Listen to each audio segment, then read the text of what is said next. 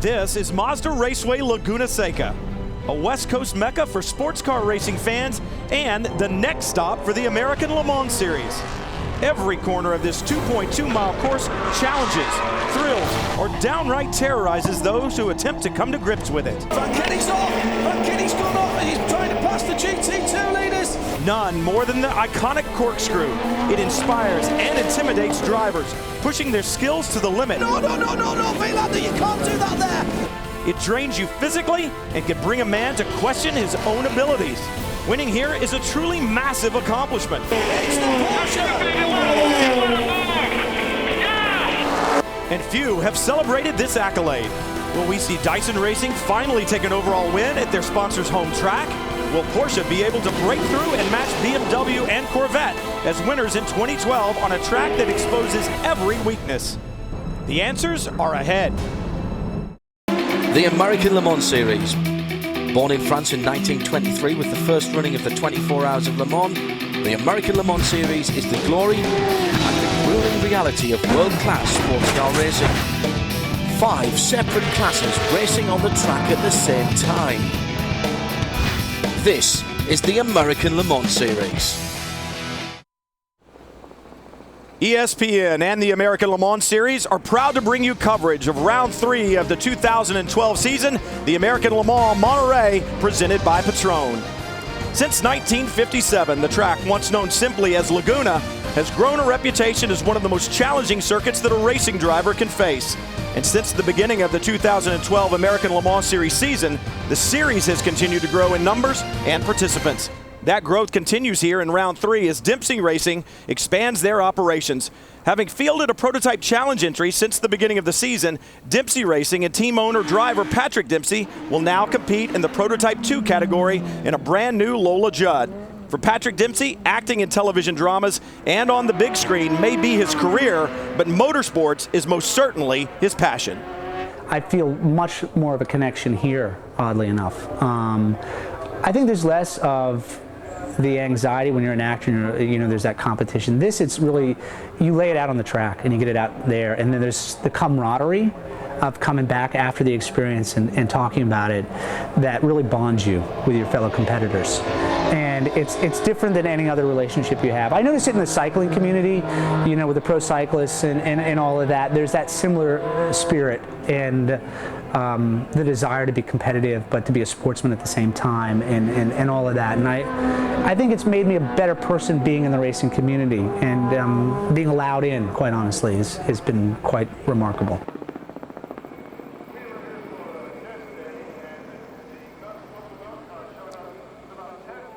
Scared me.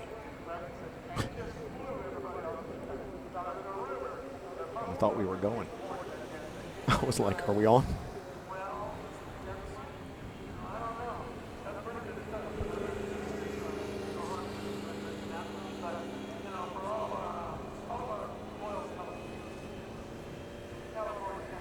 With the R8 ALMS?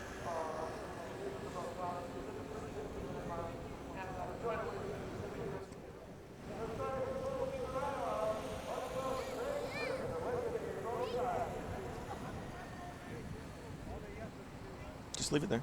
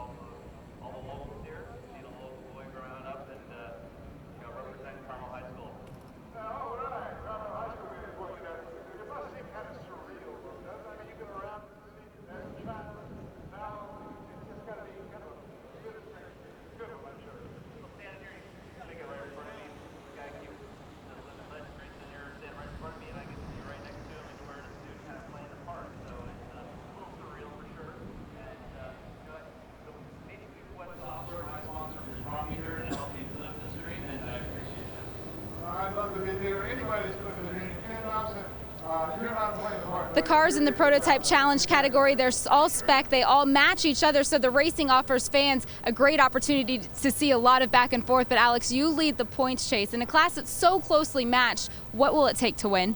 Well, a lot of effort, having the best team for sure, and having the best teammates that I've had. You know, in Sebring we had a strong race since the beginning. We were leading, we were fighting first, second, third, and it was EJ did an awesome job. Bert Frisell did an awesome job. I drove well, so it was a good sensation winning the Sebring 12 hours in the first time out there. Also Long Beach, I went there without getting a lap in the track with the water and all that. So I started on pole for the championship points. I kept it there.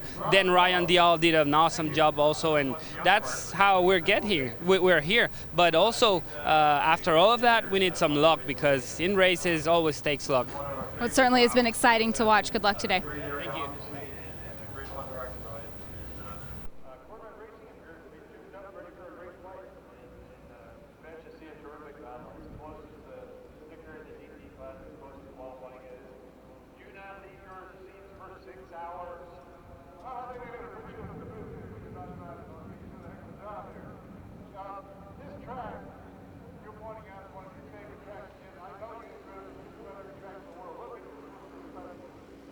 We all like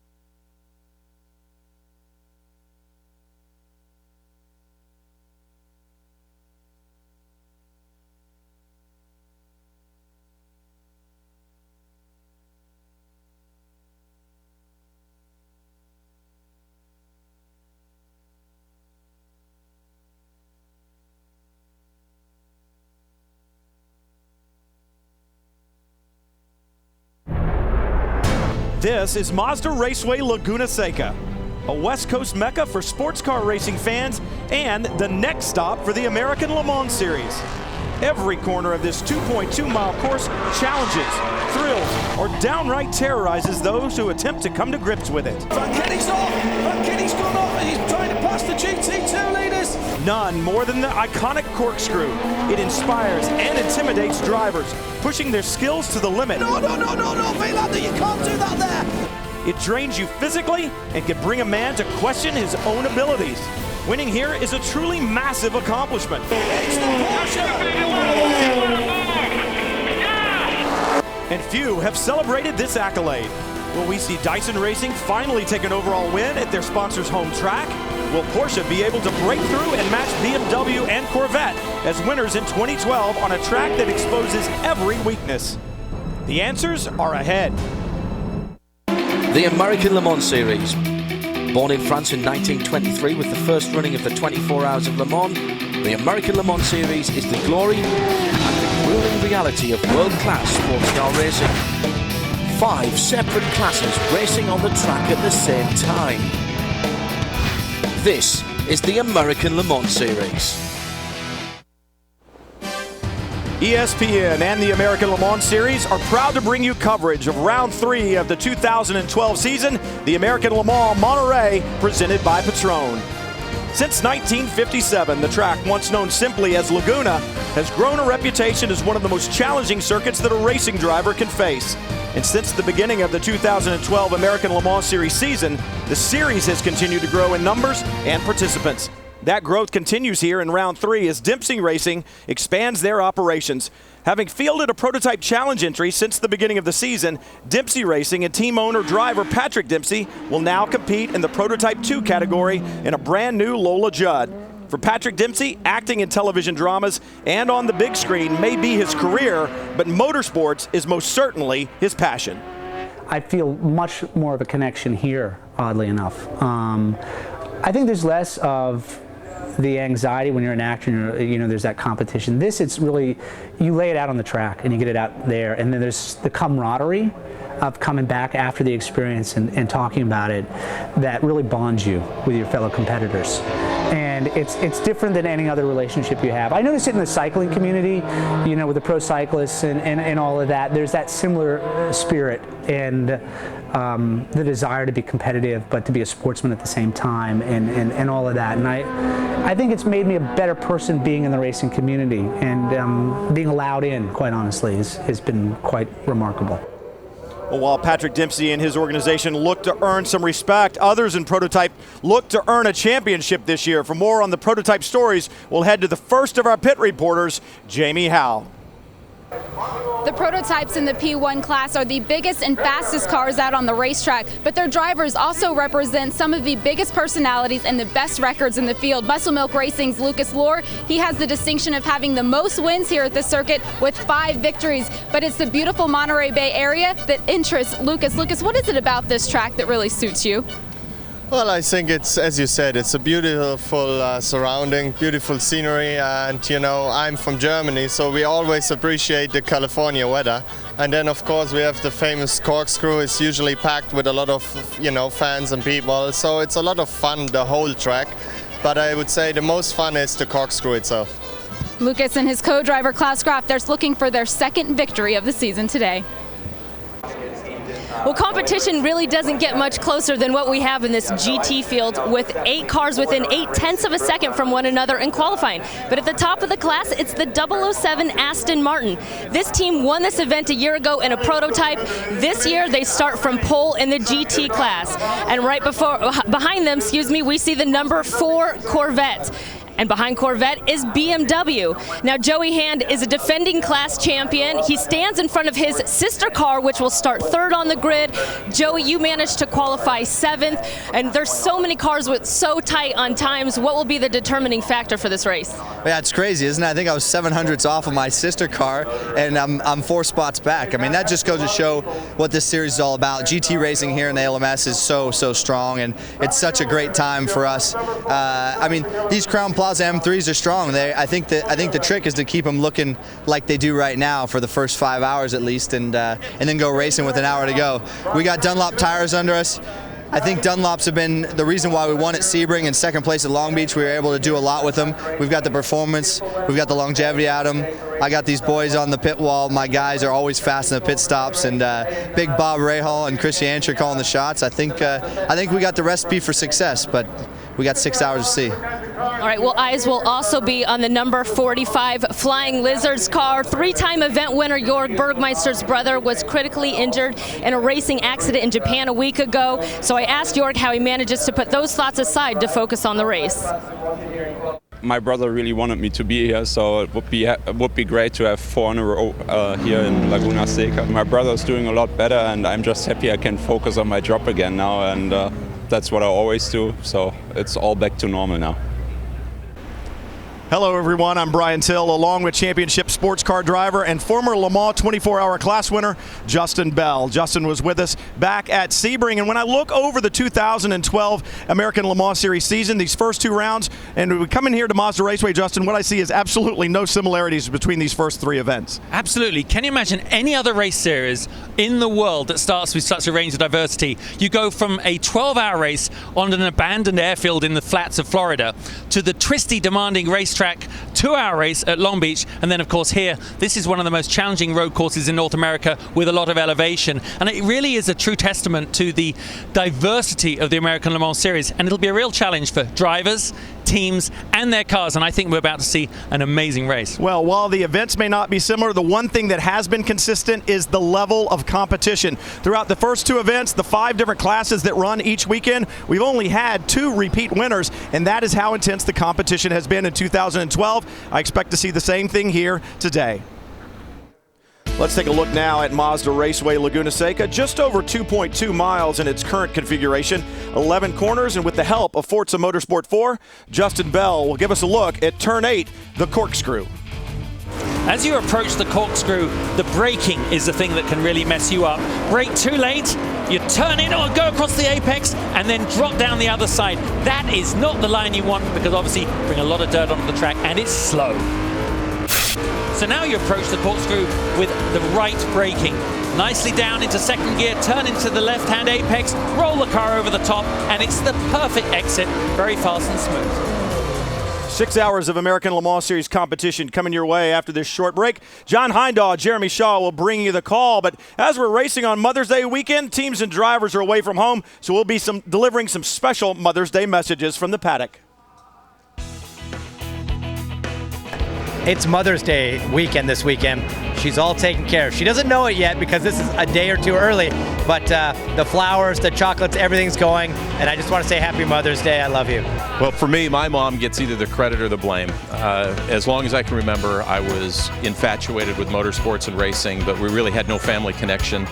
My mom found a family friend that was totally engaged in go-kart racing, which got me involved, which truly was the start, which has enabled me to do what I've done here. So, Mom, thanks. Love you.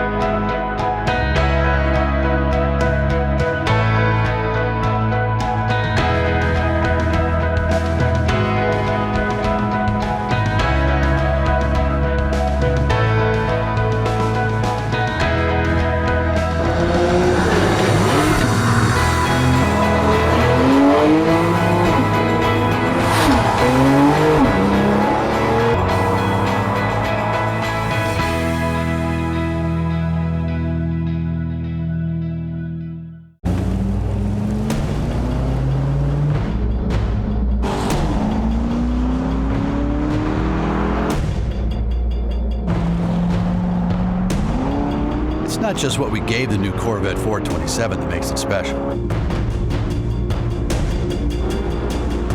It's what we didn't.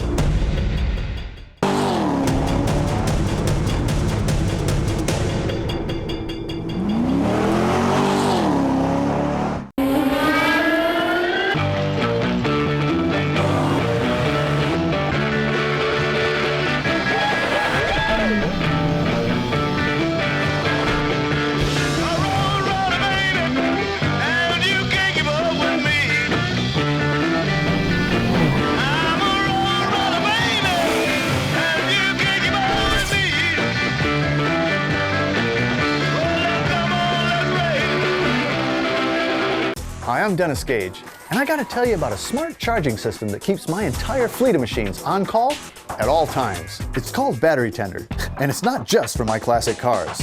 Deltran battery tenders have a microprocessor that monitors everything.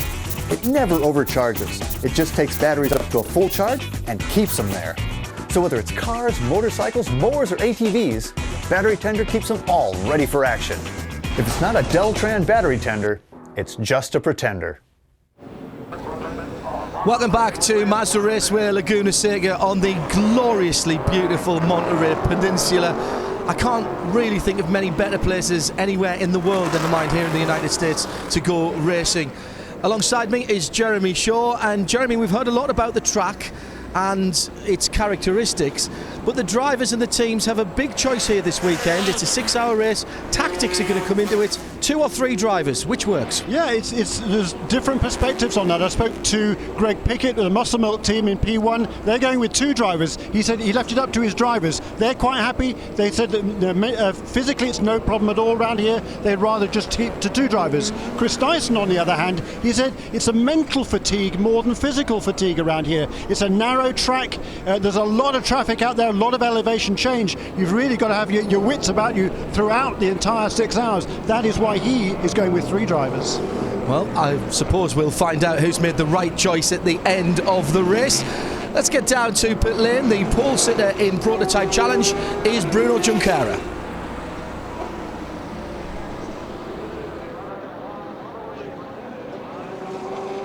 Bruno, it looks like you were having a great time out there, throwing the car around. It's your second pole of the season. What's going to be your tactics out there? What's the strategy? Yesterday the car was very good and we were able to be on the pole, but our strategy is try to have a clean race, no problems. The first 2 races of the year, you had the fastest car and we didn't win the race. We had problems to finish 7th both races. So this race, I hope we can get a podium. You get lucky, even a win. Good luck out there. The cars in the Prototype Challenge category, they're all spec, they all match each other, so the racing offers fans a great opportunity to see a lot of back and forth. But Alex, you lead the points chase. In a class that's so closely matched, what will it take to win? Well, a lot of effort, having the best team for sure, and having the best teammates that I've had. You know, in Sebring we had a strong race since the beginning. We were leading, we were fighting first, second, third, and it was EJ did an awesome job. Bert Frisell did an awesome job. I drove well, so it was a good sensation winning the Sebring 12 hours in the first time out there. Also Long Beach, I went there without getting a lap in the track with the water and all that. So I started on pole for the championship points. I kept it there. Then Ryan Dial did an awesome job also, and that's how we're here. But also after all of that, we need some luck, because in races always takes luck. Well, it certainly has been exciting to watch. Good luck today. Thank you.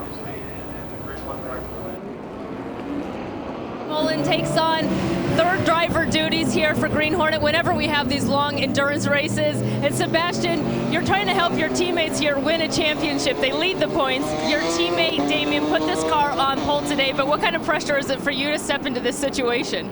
Well, you always be calm and relaxed. Of course, there's a lot of pressure because we want to go for the championship this year as well. We did it last year with Black Swan, and yeah, it will be an interesting race because there are a lot of good drivers from Europe out there, and yeah, I look forward to it. All right, that 34 Green Hornet car starting from pole in the GT Challenge class. He looks a bit nervous there, I think, as the cars are on their second warm-up lap here at Mazda Raceway Laguna Seca for the American Le Mans Series presented by Tequila Patron. Green flag is coming, so let's find out who won the 5 poles yesterday. Hello, I'm Klaus Graf from Dornhahn, Germany. Hello, I'm Lukas Luhr from Mülheim-Kärlich, Germany. Christophe Bouchu, Paris, France. Hello, I'm Frank Montagnier. I come from France. Scott Tucker, Leawood, Kansas. Tommy Dreesy from Hollywood, California. Roberto González, Mexico. Bruno Junqueira, Belo Horizonte, Brasil. I'm Adrian Fernandez and I'm from Mexico City. Hi, I'm Stefan Mücker. I'm from Berlin, Germany. Hi, I'm Darren Turner and I'm from Camberley, England. I'm Sebastian Bleekwolen. I'm from Amsterdam, the Netherlands, Europe. Hello, my name is Damien Faulkner and I'm from Redcastle in County Donegal in Ireland. Hi, I'm Peter Lassafari from North Andover, Massachusetts.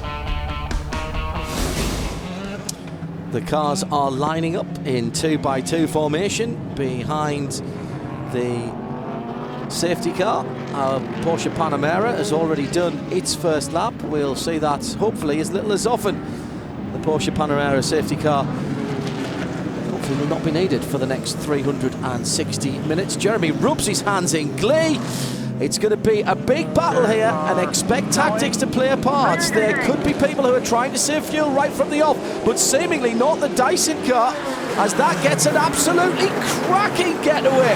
And down towards the Andretti hairpin for the first time, there's something that I didn't think we'd see, the Dyson car jumping out in the lead. Well, yeah, jumping out in the lead. Did he jump the start there? I don't know. We couldn't see from our perspective there whether Guy Smith jumped before the green flag came out. Judging by the fact that he must have let, I think, the muscle milk car go through into the lead into turn 3. I fancy the guy realised he jumped too soon and he just redressed the balance there.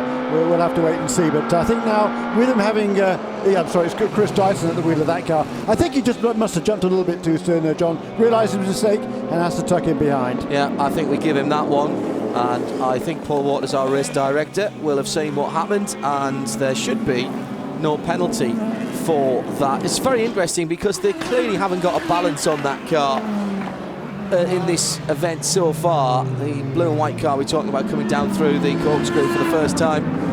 As we look at the two level 5 cars in second and third position, Luis Diaz and Scott Tucker taking the start there. Joe Foster took the start for Dempsey Racing's 27 in black carbon. And then it's the PC field coming through, being very impressed with Tom Kimber-Smith in the American Le Mans series that he has been enjoying this week out. And we must keep an eye on coming through the field, of course, the Conquest Racing car. A bit of a story behind that one when we see it. We'll give you that in a little while. But as they go across the line, they complete the first lap. And remember, this is a time-certain race. Top of the screen, you will see 5:58 and 20. That is the time to go, so it's not laps, it's all about time. Klaus Graf leading by 2.8 seconds. 2 P1 cars clearing off just a little bit. There is the P2 leader. Joe Foster there in third place. Great start he's made there. Yeah, great stuff. And that car looks great in black carbon fibre. There's the PC field, and there is the Aston Martin from pole position leading with the BMW up into second ahead of the Corvette. Yeah, I think there was a bit of a gap actually in front of Joe Foster to the 2 level 5 cars, but we'll have to clarify that in a moment. But yeah, again, that Aston Martin absolutely stunning. I spoke to Darren Turner this morning, who put that car on the pole. He said, he was very proud of himself. He put a great lap together. He said, also this track really suits our car. They've had a little bit of a weight break since the last round. They've been able to take 10 kilos of weight out of that car, so that certainly helps. But also, these sort of medium speed corners here, and it's the car is handling very, very well. They've worked very hard on it. Now just look onto the outside. We're on board with the BMW. He's going to muscle his way through. That's a super move.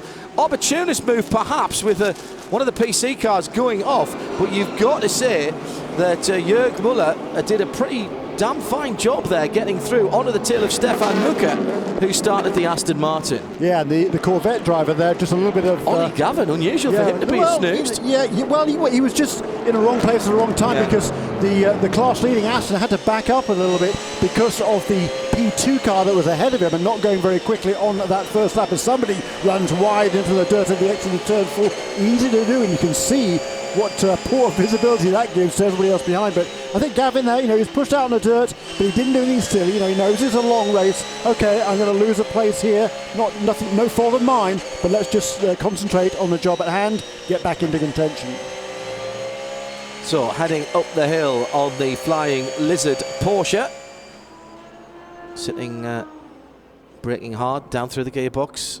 Unfortunately, can't hear the onboard sound at the moment, but we'll get that back for you in a moment. Just feather the throttle here, get the nose to bite, and then get hard on the gas down the hill. You charge down to turn number 10. Big bump in the middle here. Often you forget about that. Oh, and you could just see the car bottoming out there, Jeremy. Yeah, that real compression there in the middle of that right-handed corner, taking generally in 4th gear, and it really does bottom out the car, and it's quite abrupt for the drivers. But what a battle this is going to be, I think, in GT. We've got the Aston leading now from the BMW, from the Corvette, from the Porsche of Patrick Long, and then there's a couple of prototype cars in there as well. But the second of the Corvettes with Jan Magnussen at the wheel of car number 3. Then Guy Cosmo, who's really been on fire this weekend for Extreme Speed Motorsports. They're running a pair of Ferraris, of course, but Guy Cosmo in the 02 car, he has really done a fine job all week long. Yeah, the GT fields always giving us a good battle, and it is still Mucker, Muller and Gavin, or Aston, BMW and Corvette. Pat Long in 4th, making it 4 different manufacturers in the top 4 for GT, and there they are, heading up the hill. Just behind them is Jan Magnussen with the 4th place P2 car. Vandu Prendeville just P2 car rather in the gap there. And just noticed behind there that in 5th place in P2 from the back of the grid, the 37 of Enemeyer Hansen is making really good progress in that Conquest car. And there's a real story there, Jeremy, because it hasn't been an easy week for Conquest, has it? Well, no, it hasn't, because they had a problem yesterday right before qualifying. But I tell you what, that Morgan chassis Nissan engine, now they started off with the Judd at Sebring, and Heinemeier Hansen there goes to the outside line there of the another new car this weekend, actually, the Libra Racing car. That's a radical chassis with a Ford 3.2 litre twin turbo engine in that. A production-based engine there, and I think maybe perhaps toward the future of P2. But the Conquest car number 37, they had the car's been super fast. Antonio Bizzonia, ex-Formula 1, Champ Car, IndyCar, you name it, he's done it. He is driving this weekend with Martin Plowman and David Heinemeier Hansen. That car's been super fast all weekend long, but it had a suspension failure right in the final practice session just before qualifying. They didn't have a spare part. It was actually the post that holds a rocker on the front suspension on that car that broke. They haven't had that problem before. They've really been running this car in various different guises for 5 or 6 years. It's renamed this year as a Morgan, but it started off as a Pescarolo and then an Oak Pescarolo, but they didn't have the spare part, so they had to find a local machine shop here in Monterey. They did that. They went down there last night. They actually did some CAD CAM work on there. They were designing some modification to that car while they machined it up again.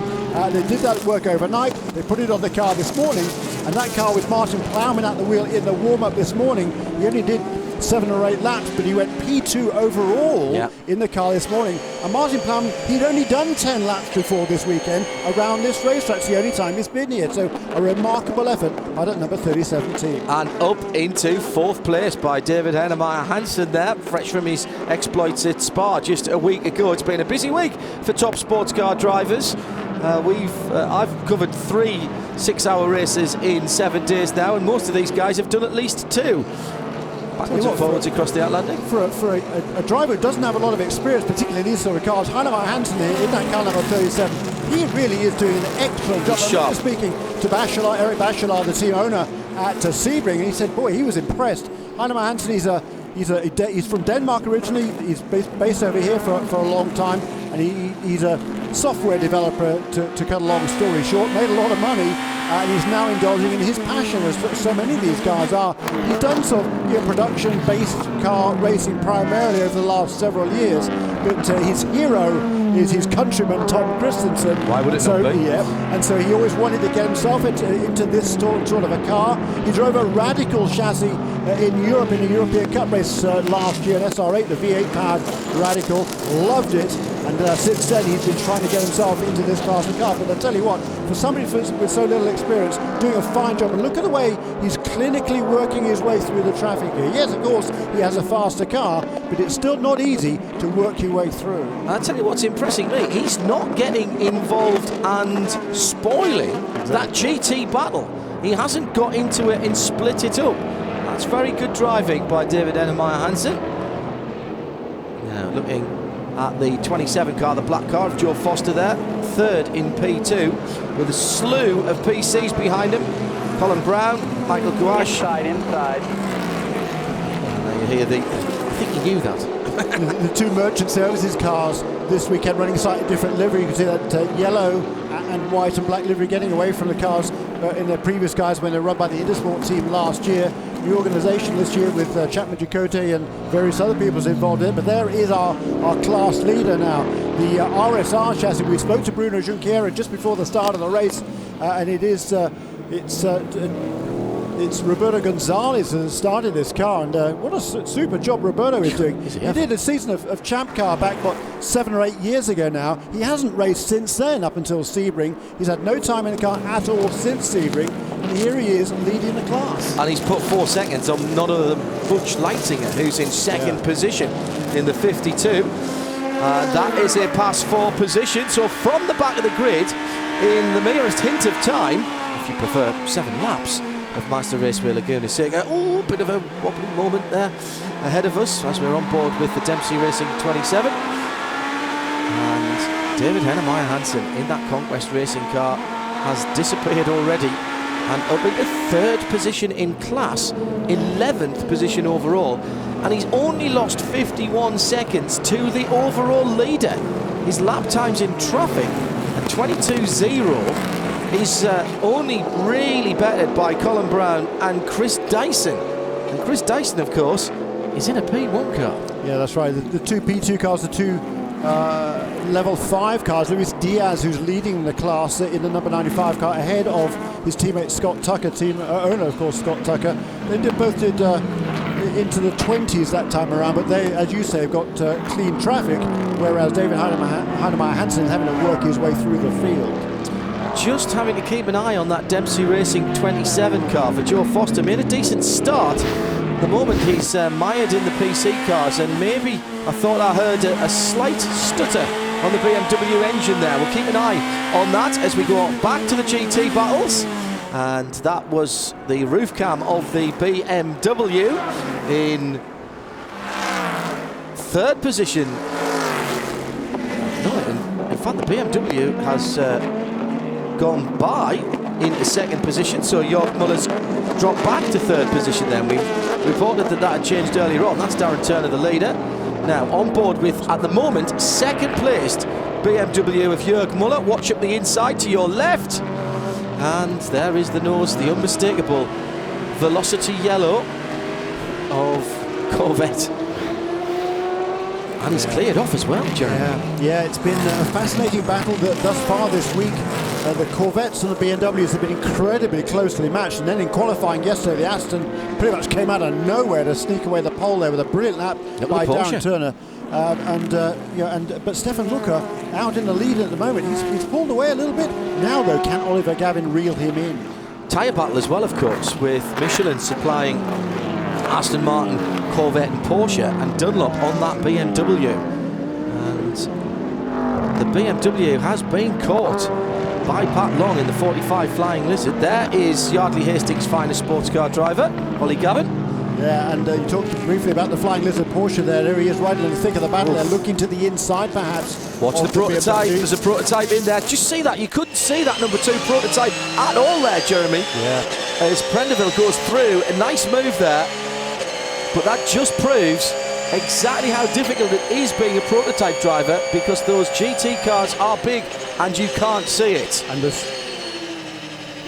Well, we saw Jörg Müller in that 55 BMW pushing early, really no surprise. While some of the drivers said they wanted to wait and let things sort of settle down, he told me he was going to push early. He said, look, it's 6 hours, but it's a sprint from start to finish. Now, the 55 and 56 BMWs are on separate tire strategies as well. So that 55 has a softer compound on than the 56, meaning it might have better grip initially as we saw him pushing, but the tires could wear off quicker than the 56. So they're both waiting to see how those tire strategies will play out for them. Yeah, now that's very, very interesting. Very, very interesting. Because obviously you've got 2 cars, you can play a little bit of tactical games with that, Jeremy. And Bobby Rahal, well, brain the size of a planet as far as tactics is concerned. Thomas Blam for Flying Lizards, of course. And just look at the train of cars that is forming up behind that Jörg Müller 55 BMW. You've got the Flying Lizard Porsche of Pat Long, then Jan Magnussen in the second of the Corvettes, the number 3 car, Guy Cosmo, and Dirk Muller's not that far away either. So we've got, what, 4 or 5 cars? Yeah, BMW, Porsche, Corvette, and Ferrari absolutely nose to tail here. Tremendous stuff. That's proper racing, isn't it? Yes, it is. It's wonderful. And it was interesting that the prototype you talked about, Andrew Prendergast, that is the Liebherr racing car with that 3.2 litre Roush Yates production based. And you can see though from the inboard on the previous lap how pretty closely matched it was with the BMW. The BMW, it wasn't any faster on the straightaways than was the BMW. It's interesting also to see for me that Dirk Muller in the 56, the team car to the car that we're looking at from Pat Long at the moment, is gaining on them. So that split strategy seems to be, at the moment, favouring the tyres that were on the 56 car. Now, he's getting a bit of a hand from his teammate holding the cars up in front of him. But even so, that's the leader. That's Klaus Graf putting a lap on the GT battle after just 11 laps. Yeah, that suppose shows the difference here. The big prototype cars, they really are fast around here, and particularly that HPD Honda engine, of course, and it's very well sorted. They're delighted with the way that car is handling. And I was talking to Greg Pickett just before the start of the race. They have 3 different tyre options that they can use on that prototype car, despite the fact there's only 2 different cars in the P1 class overall this weekend. But they've got lots of tyre options, and it's the same in the GT ranks as well. Because it's so, the class is so competitive, the tyre manufacturers, we've got 4 tyre manufacturers in GT, Dunlop, Michelin, Falcon and Yokohama, and because it's so intense there, they have to be, the tyre companies have to be prepared for whatever the conditions might be. And here at Mazda Raceway Laguna Seca, the temperatures can vary. Look at a little bit of slip there from the BMW. Is Patrick Long going to be able to take advantage? But the temperature variations here are quite large. When we came here first thing this morning, it was foggy, it was cold, it was down in the 40s. Now it's up in the 70s. By the time we get to the end of the race this evening, it could be significantly cooler. So the tyre companies have to be prepared to make their tyres work in all these different conditions. And the tyre temperatures themselves, depending on the compound and the construction, there is an optimum working temperature for the surface area of that rubber to really get the most of the grip and get the most momentum. There is a mistake by Jan Magnussen. Yeah, Magnussen. Turn 6, it's so easy to just slide off the road a little bit there. You get on the wheel on the dirt and you lose all your traction, and it also slows you down for the next couple of corners as well, while that sand gets thrown off, off the tyre. So Guy Cosmo then goes up into 6th position. GT has Stefan Mucker leading by about half a second. Ollie Gavin has closed him down in the number 4 GM Chevy Corvette. Then a bit of a gap back to this battle, which is Jörg Muller, Pat Long, Jan Magnussen, Guy Cosmo, Jan Magnussen, Dirk Muller. And as quick as I can see them, they're across the line. Can Pat go down the inside in the silver and red? He can. That was last of the late breakers. I've got to say that was fair. Very nice, very nice. It was indeed very nice, I agree with that. Jörg didn't make it easy. He was braking hard. He seems to have difficulty getting out of corners, Jeremy. He's got plenty of grip on those Dunlops going into them. Yeah, but not enough grip there to keep the Porsche behind him. A great move by Patrick Long, and the Porsche teams, all of them here this weekend, are running a new front splitter, a longer front splitter on the car, gives a little bit more downforce, a different rear wing as well, also to give the car more downforce to balance the car front and rear. It's all overall now got more downforce than it had just a few weeks ago at Long Beach, and these parts that they're using this weekend have been homologated during the week and they've been permitted to use them, but they haven't run them on these cars before. The first time these parts were run was at a test at Weissach on the Porsche test track in Germany last weekend.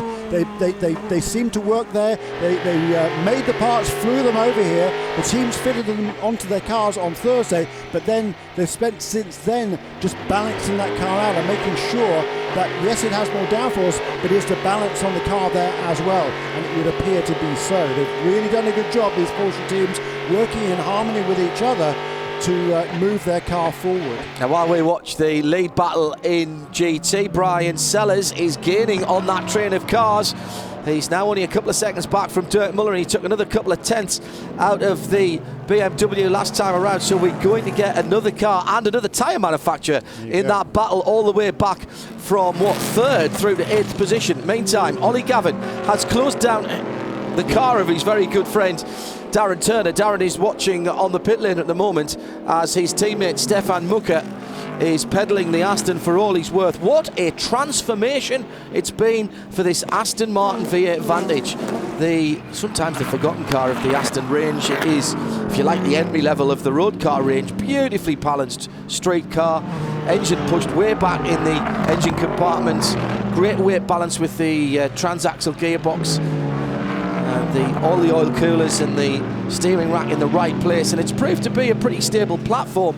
It's lacked reliability and a bit of top-end speed in the past, but it's been taken under the Aston Martin Racing wing in the last, 6 months or so over the winter period, and now running as the official factory team, whereas before, of course, the factory team were running the prototypes. Yeah, but look how Ollie Gavin is closing in here on Stefan Mucker. The gap was almost a couple of seconds, I think it was 4 or 5 laps ago, and while we were watching that battle going on behind, as we can see now, Oliver Gavin has closed right in. You can see the gap back to 3rd place in the class. It's about 6 seconds back to Patrick Long, having got past Jörg Müller there, that Porsche BMW battle, but this is a battle now at the front of the field in GT, and Oliver Gavin really beginning to put the pressure on Stefan Mucker.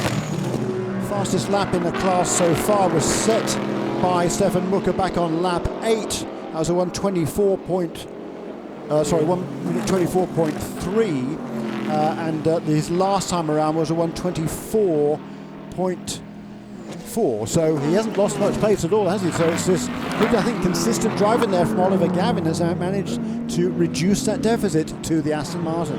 Damien Faulkner holds the lead in GTC ahead of Nick Tandy by just on a second and 3/4 in PC.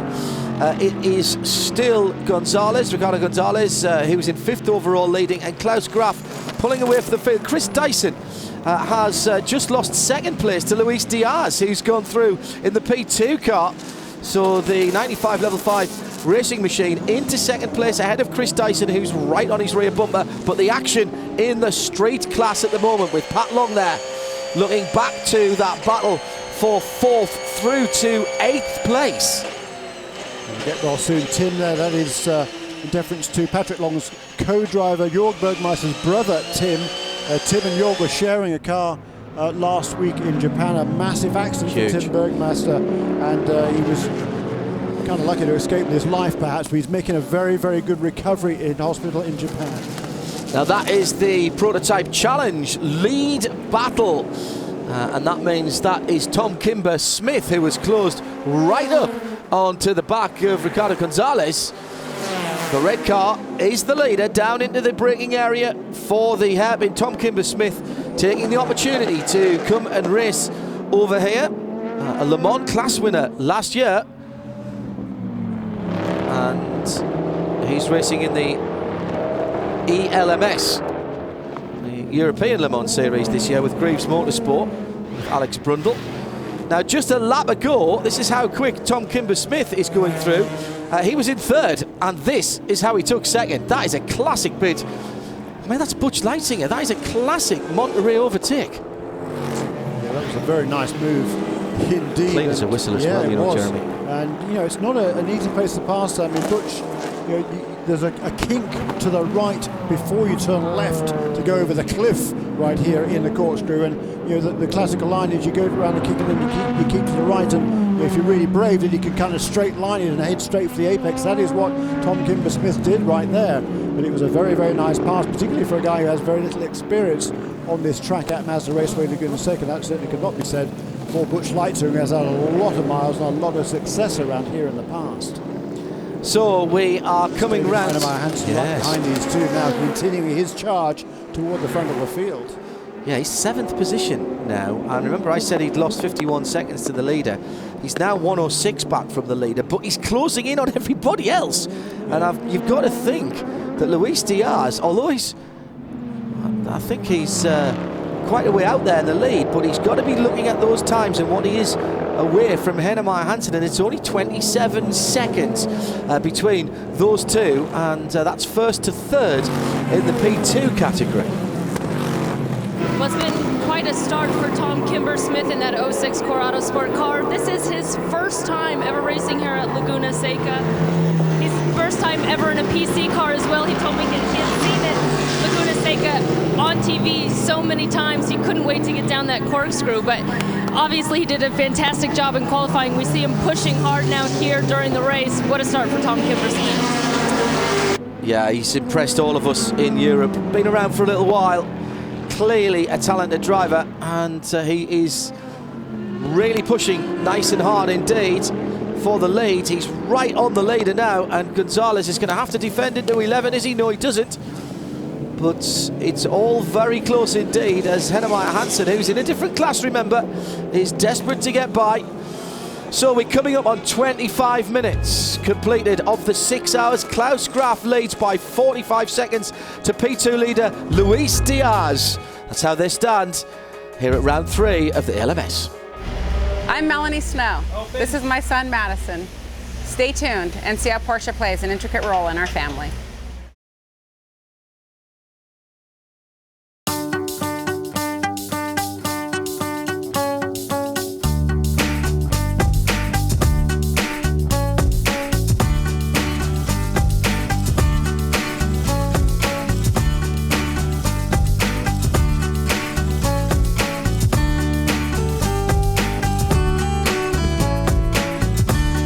When it comes to fun family getaways, it's got to be Holiday Inn Club Vacations. Room to be yourself.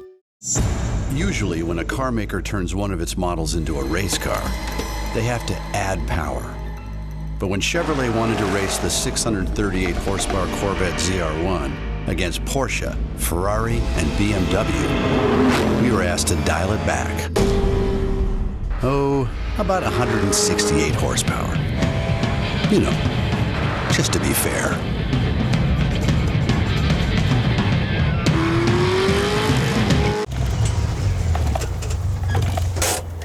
Hey man, you're supposed to work up a sweat doing the work, not starting your equipment. A friend of mine who's a fireman told me this is what they use when they need stuff to start. This SCF has no ethanol in it, so it can sit in there for months and start up easy every time. Plus, it's pre-mixed with oil, so you can pitch this stuff. Try SCF, the perfect fuels for gas-powered tools.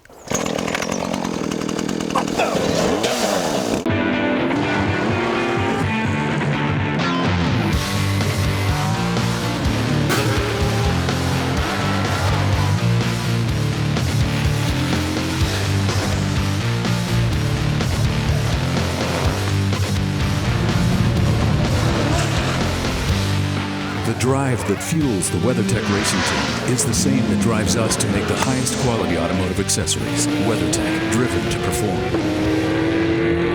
All the excitement of the American Le Mans Series is back. Great flag, and we're racing at Baltimore!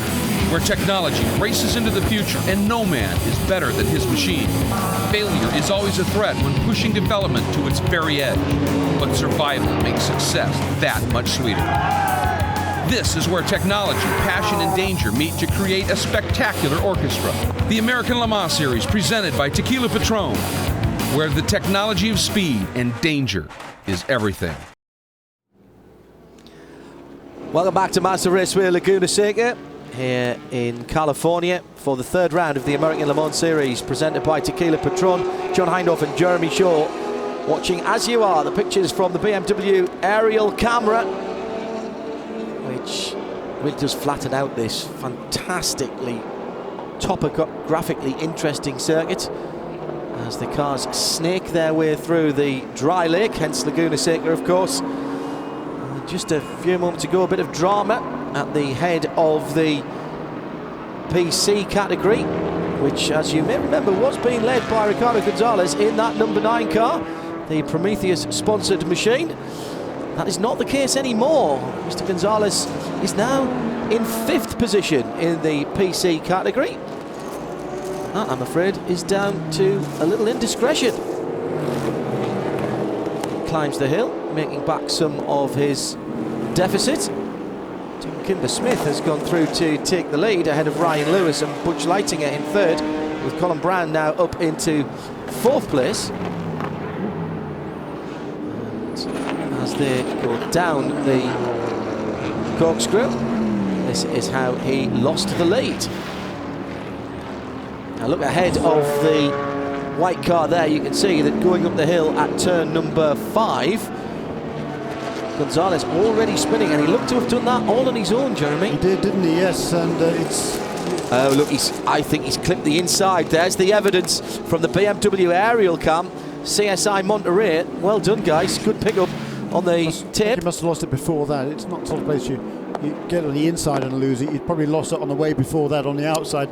Over-rotating. On the outside curve, yeah. I think, and lost it going across, spun across the apex, perhaps. But certainly it's a shame for Roberto Gonzalez. He was really doing a fine job there. You know, his brother Ricardo, who did this class last year, of course, ended up winning the championship, didn't he, with the core team. And Roberto, who's been out of racing for 7 years, he's really done a fine job up until making that mistake. But now he's going to get himself, you know, back his focus back again and see if he can claw back some of that deficit that he's given himself. But yeah, hats off for him. A good opening stint it was for him, and it must have been fun for him to be leading the race through those early laps. But Klaus Graf is in. That's the muscle car, though, isn't it? So okay, so he's rejoined ahead of Michael Gouache, has Roberto Gonzalez. Correct. Even with that spin, and the two muscle milk cars, they do look very similar, but actually because of that, I was talking to Greg Pickett again just before the start, and on the P1 muscle milk car, they've actually put some reflective tape on the front of it, because both drivers were saying through the practice sessions, you know, they'd come up behind PC cars, and the PC cars were giving them a big block, and they wouldn't let them past. And they couldn't figure out why. And then they realised, well, you know, maybe they think it's the PC car that's coming up to try and pass them rather than the P1, so we better make it more distinctive. So they put some reflective tape, as I say, on the front of the P1 car, and hopefully that'll give Lucas Luhr and Klaus Graf, who's driving that number 6 car right now, an easier passage through some of the traffic. Now, stop and go for the Dempsey Racing PC car, which is just taking the lead for Ryan Lewis.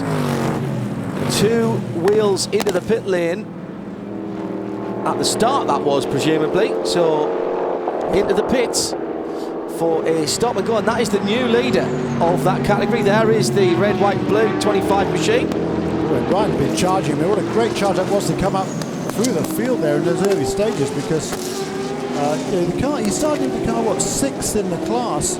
But you know, stealthily he'd moved his way up. I noticed a couple of laps ago he managed to find his way up into 3rd place in that class. Now he's managed to get not only make up one position because of Gonzalez's spin, but he's also been able to find a way past his fellow Englishman Tom Kimber Smith. So that 25 car leading the class, apparently not for long. Here's something for you to think about whilst you're watching the next 5 hours and 27 minutes or thereabouts of this race. Aston Martin leading GT at the moment. They won Prototype 1 here last year, won the race overall.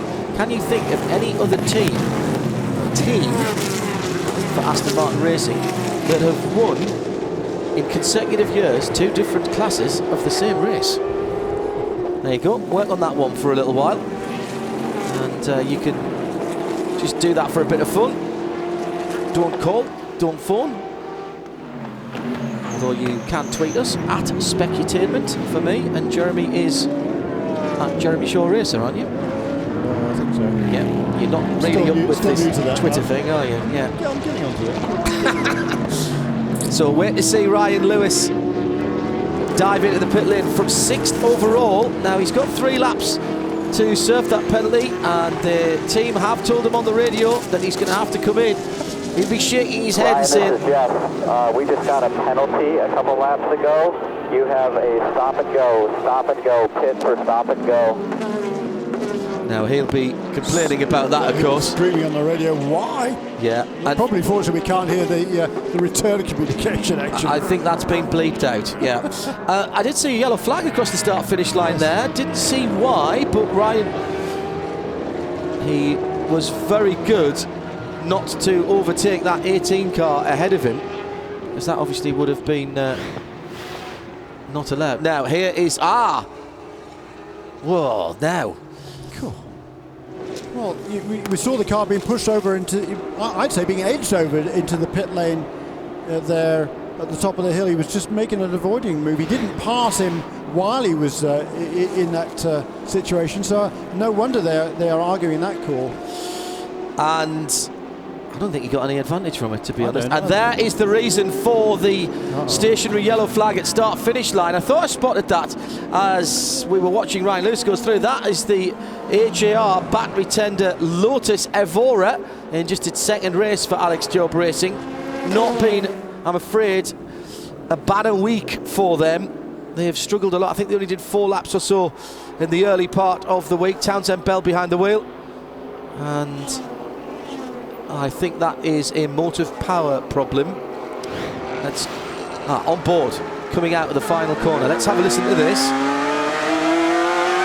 Sounding good at the moment. Oh. Now that sounded... Not so good. Now that was odd, Jeremy. That sounded like almost a missed shift and an over rev, but it's a sequential box, so something awry in the drivetrain there is all I'm prepared to commit myself to. Yeah, apparently so. You can't miss a shift from the driving side of these cars anymore. So, well, you can get in between gears like you can on a motorbike, and that was an interesting sound. That I'm not sure that was an over rev, but it certainly feels like it sounded like it had a gearbox or certainly a gear selection problem. As you said, they've had all sorts of problems this weekend. They had a new engine in the car this weekend. Let's go and hear from pit lane, and Taro Koki is there in the AGR pit. So the Lotus team has been having lots of problems. They were having to change the engine before the race and going back to the 2011 engine that they used at Long Beach, but this time it looks like it's a gearbox problem, so they're going to see if they can continue and try to fix it within this race. They had new engine in that car for this weekend, but it lasted only 4 laps, as John was saying on Thursday in a test session. They had an engine fire, effectively, is the short story. It burnt out all the injectors on the engine, and they had to change that. They had 2 electrical fires, actually, and then they changed to a 2011 spec engine. They had to fly in some parts from Florida to get that car on the track yesterday afternoon, and in qualifying, Townsend Bell turned some very respectable laps. He only did about 10 laps, but he was within a couple of seconds of the pace, which was very respectable indeed. Bill Sweedler hadn't even driven a car until this morning in the warm-up, so that's why the car had to start from the back of the field. And in the early stage of this race, once again, Townsend Bell turns some very respectable laps, despite the fact it is running that 2011 engine. So there's a lot of development still to be done. They're working very, very hard.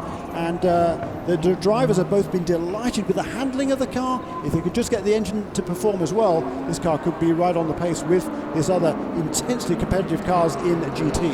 Has had a bit of a weight break, that car. Runs the lightest of the GT cars to try and balance up the performance levels of the GTs. And I'm really, really unhappy to see that car coming home on the flatbed. It's a work in progress for Alex Job Racing, but one thing we know about the team from Tavares in Florida, that they will continue to work with that. There seems to be a real statement of intent from Hethel, from Lotus Group, to make that Evora a racing car. We followed the development of that car over the last couple of years over in Europe, and it is a proper engineered racing car.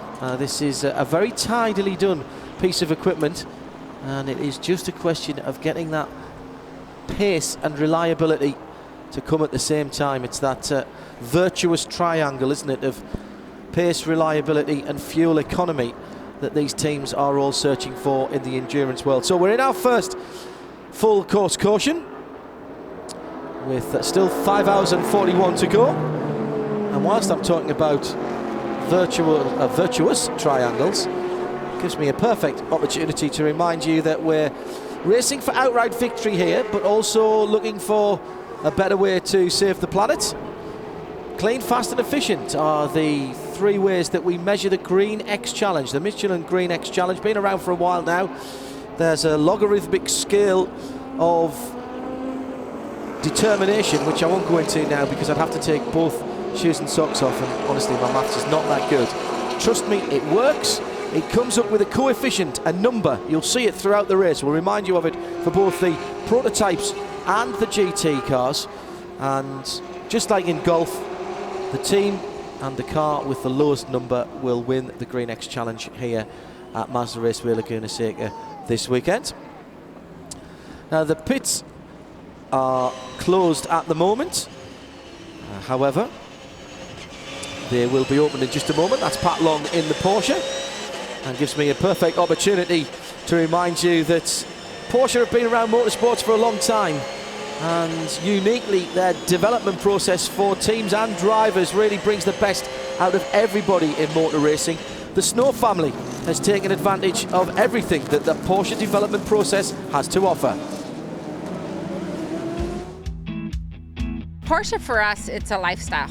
We love it. We love the car. We trust the manufacturer and the safety of the cars and everything. And so me and my husband, Martin, have always done Porsches. And moving Madison up from go-karts into Porsches, it was easy for us. Everyone was so worried. Are you worried about the horsepower he's going to have and everything? But for us, we knew it's a safe car. We knew how reliable the car is, and we just trusted that Madison knew what he was doing. The thing that's special about the Porsche is my parents race them. They know how to drive them. They teach me how to drive them. We know so much about them. My mom helped me drive. She's racing at the track at the same time. And so she helped me, like, this gear, this corner should be third gear, this corner is fourth gear. Here's a hint for this corner, and she just helped me get around the track. Yeah, so our last event at Miller Motorsports Park, and we both won our classes. So I guess it was a big milestone. I believe it's the first mother-son to win in a Porsche Cup Series or one make series in the world, something like that. So yeah, it was pretty exciting. I mean, I didn't even know there was such a thing until afterwards we get off the track and they're interviewing us. I'm like, hey, I'll take it. That works. Congratulations to Melanie and to Madison on winning those two classes in the same weekend. They've been racing this weekend as well, and we'll bring you up to date with that later on in the show. With 5:18 and 59 seconds to go, the pits are open for the prototype field, and the leader, who is Klaus Graf, gets the first chance to pit, as it should be, in the number 6 Muscle Milk car.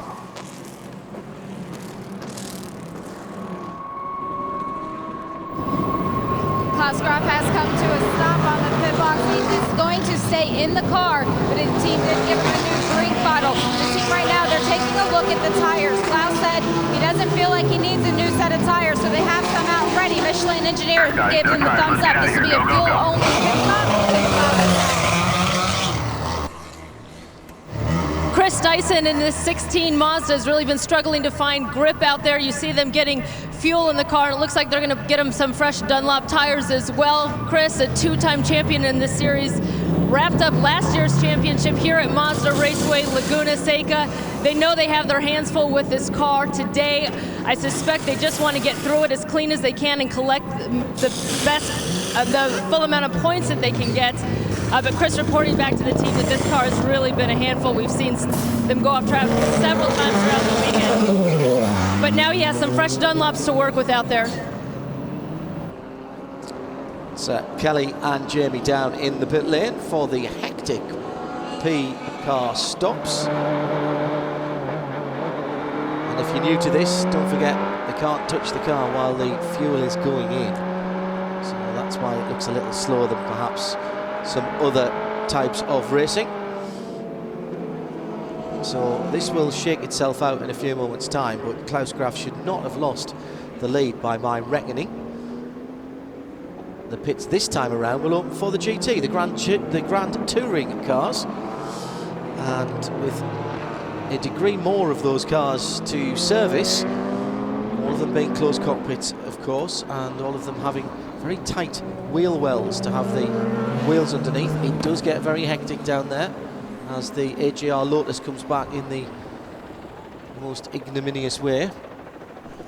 I'm not sure. It looked to me like the Conquest endurance car might have made it out of the pits ahead of at least one of the Level 5 Motorsports HPD Honda entries. So that's going to be interesting to see how that pans out when they come around next time as the GT cars make their way onto pit lane. But certainly an interesting first round of pit stops there. The Klaus Graf car deciding not to change Michelin tyres, and the Dyson Racing car deciding to change the Dunlops on the Lola Mazda. Well, all of the leading GT runners have come in, led by the Aston Martin of Stefan Mucker. There is the 007 Aston Martin. Stefan Mucker will stay behind the wheel of the Aston Martin. It looks like this team is going to take fuel and tires. Fuel still going in. I was talking to the team earlier this weekend about the results that they've had, and they said, you know, it's a great showing for the Aston Martin Vantage, but it's an even better showing for the team. This team has worked so hard to become competitive and to get themselves into contention, and that's exactly what they've done this weekend. Being on the pole was a huge ego boost for them. Their pit stop is that, Kelly? The number 3 and 4 Corvettes came into pit. They both had a full service stops with fuel and tires, and these two teams compete not just on the track but in the pits as well. The 4 got the pit stop done quicker. They were in first and out first. That is the fastest pit lane race I've ever seen on the limiter there. And we still have them too wide coming out of the... So what's happened to the Aston? The Aston is way down on that. I thought he was down and gone, but it's the number 4 that's come out in the lead. It was Ollie Galvin that was driving that car. I think the Aston changed tyres. Did we see the Aston change tyres? I guess it's mostly the other guys I fancy did not change tyres. But did you notice on the Aston Martin there's a black background to the white number? You can see him there as he comes around, a black background. That is in appreciation of Carroll Shelby, who of course won the Le Mans 24-hour race for Aston Martin 50-odd years ago, 1959, and died yesterday, sadly. Just a note as well that I think we saw Pat on the... radio saying that he was getting short of fuel there earlier on. I'll have a look at that again in a moment. Jeremy, you're absolutely right about what happened yesterday. The passing of an American hero, and an overused phrase, but in this case entirely appropriate, a racing icon, dying yesterday. Carroll Shelby, I'm afraid, passed away at the age of 89. He was a World War II sergeant pilot instructor here in the US who flew B-17s, and Shelby was a key figure in putting America on the international racing map. 3 times an American national racing champion, driving Ferraris and a Maserati. He won the 1959 24 Hours of Le Mans driving an Aston Martin. His tough, irascible style made him best suited to lead the Ford Motor Company's assault on Le Mans and Ferrari in the 60s. The Shelby-designed GT Cobras won the GT class in 64. On Independence Day, July the 4th, 1965, Cobras claimed the FIA GT title, the first world championship for any American manufacturer. Shelby's Ford GT40 teams won Le Mans overall in 66 and 67, the first 2 of Ford's 4 victories. He's also one of the world's longest living heart transplant recipients, 22 years, and survived a kidney transplant in 1996. He raced as a professional the last time here in 1960. Everything we ever thought up. Everything we fight for. Everything we dream of. Everything we are. The new 911. Porsche Identity.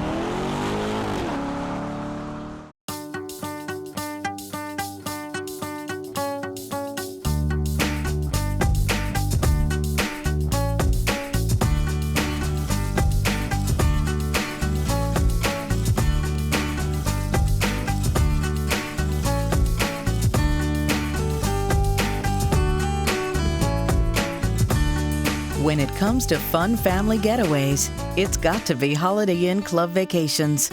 Room to be yourself. Hey, if you're like me, You hate when your gas-powered equipment won't start. It turns out the ethanol in street gas was causing deposits and dissolving my fuel lines. But then I tried SEF small engine fuels. For 2 cycles, SEF is pre-mixed with oil, so you just pour it in and you're done. There's no ethanol in SEF, so you get quick starts even after long-term storage. Try SEF. It's the perfect fuel for gas-powered tools. Life has all kinds of risks every day, you know, and that it makes life worthwhile if you do something you enjoy and you have a big passion for. I think that to do what we do, you have to manage risk, and sometimes you manage wrong and you make mistakes. But I think a lot of it has to do with your faith. You know, I think that when your time comes is when your time comes, and you might as well be standing on the gas the rest of the time.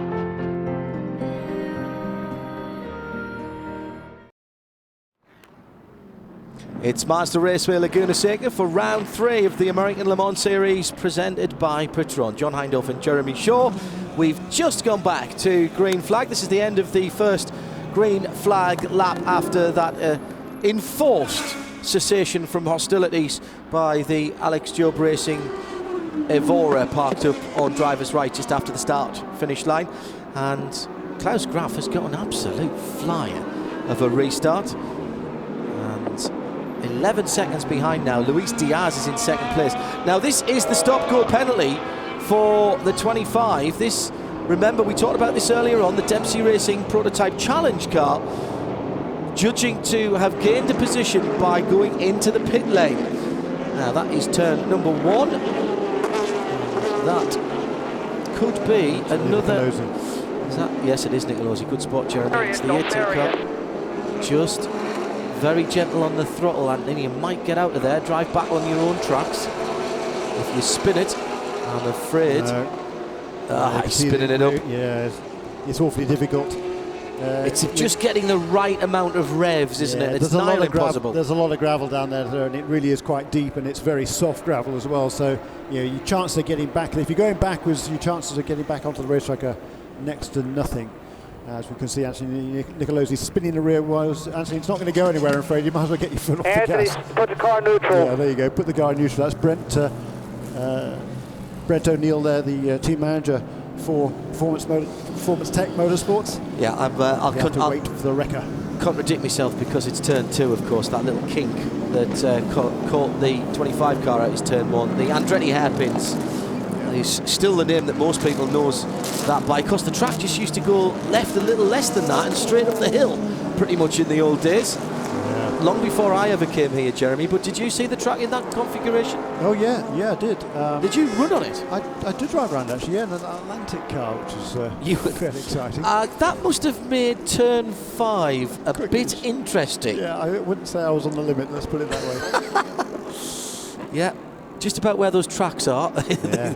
The road went straight and round. There was no runoffs there whatsoever, either what used to be turn 2 and then turn 3, which is now turn 5. There's another little kink in the middle there as well. Boy, it's flat out. Now let's have a look at what. Oh, he's just out-braking himself. Exit stage right.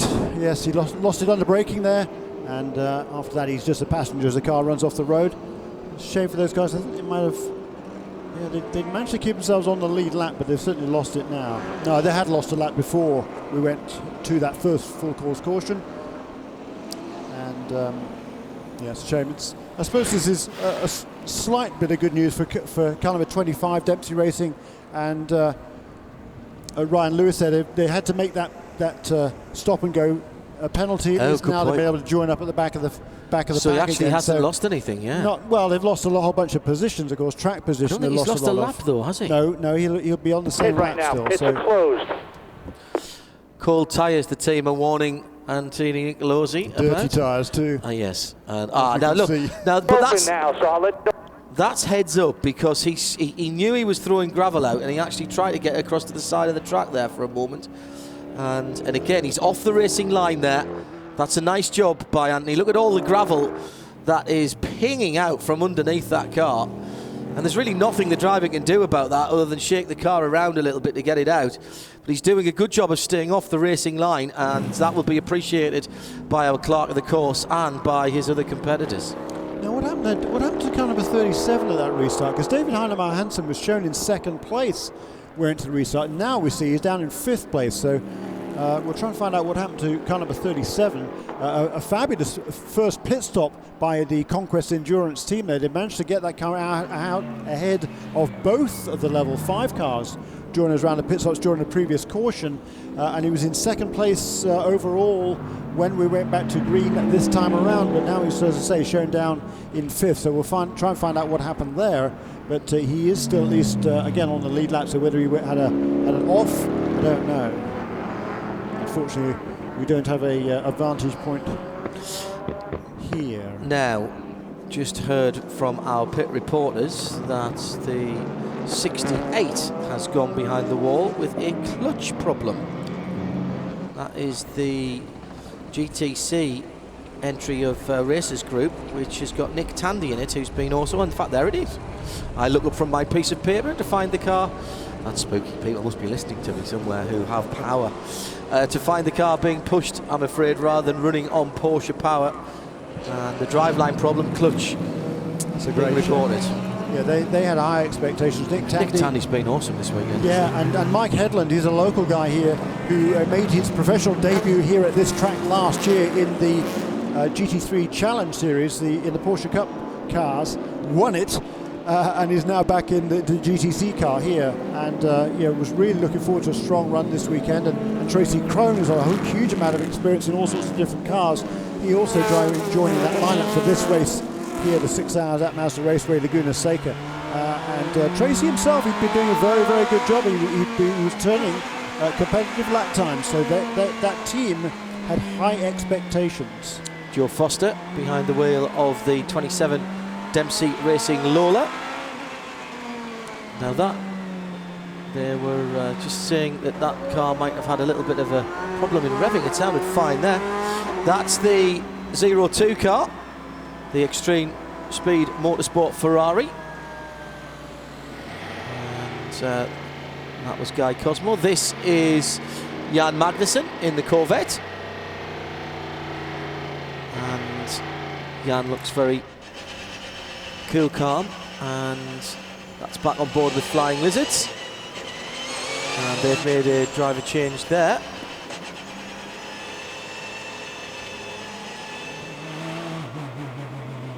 Georg Bergmeister, and now onto the Crown Plaza BMW team, the 56 car, weaving left and right to try and put some heat in the tyres. That was Dirk Muller, and there's his teammate, number 55.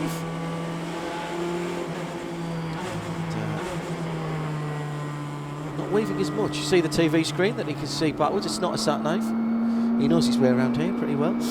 Luis Diaz, 2nd position overall, and just 6.5 seconds behind the leader in the number 95 Level 5 Motorsports car.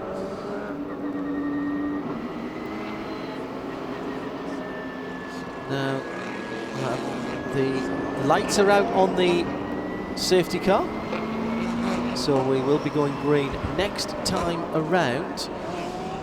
Love that helicopter shots, the BMW aerial cam bringing us fabulous pictures on board with Jörg Bergmeister on the roof of the Porsche.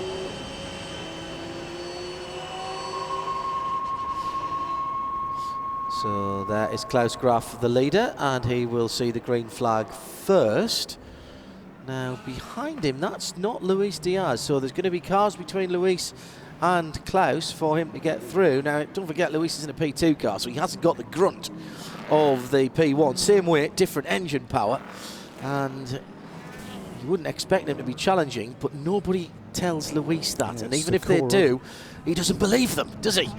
You see that colour on the front of the Master Milk car there. Thank you, guys. It does make it easier to spot, and it's on Andy Blackmore's Spotters Guide as well. Yeah, that was quick. Yeah. They were doing it about an hour before the start of the race. Yeah, he was updating it, yeah.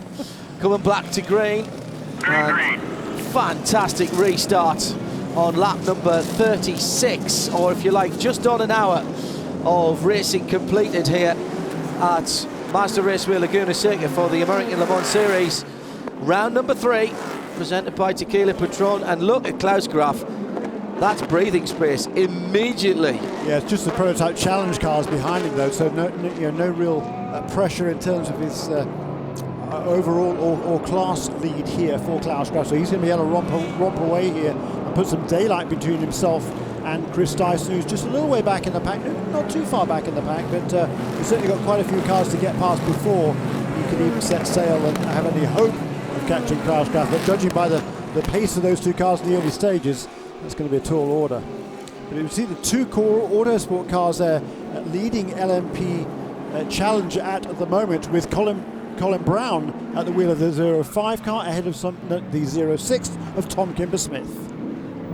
Talking with Klaus Graf earlier in the weekend, he said that he was very thankful for Greg Pickett being his team owner and giving him and his co-driver Lucas Lord the opportunity to make some of the calls in their strategy. One of those calls this weekend was in the fact that they only have 2 co-drivers. Greg told him they could have 3. He would hire another driver to come out and drive with them. But on a track that's as demanding in car setup as Mazda Raceway Laguna Seca, they decided to stick with 2, because when you have 3 drivers in the car, then you have to compromise more. Lucas and Klaus, they work very well together, and they didn't want to have to give anyone else time to dial in the car. And Klaus, he doesn't have a whole lot of spare time. He does have a job Monday through Friday. He's the international sales director for Muscle Milk, so he's very busy even when he is at the racetrack, and he's very thankful to have his team behind him. Well, Jeremy, you were talking about it at the start of the show, this delicate balancing act between 2 drivers and 3. And I thought it was very interesting that the Dyson team were talking about not necessarily the physical strain, but the mental acuity that is required here over 6 hours.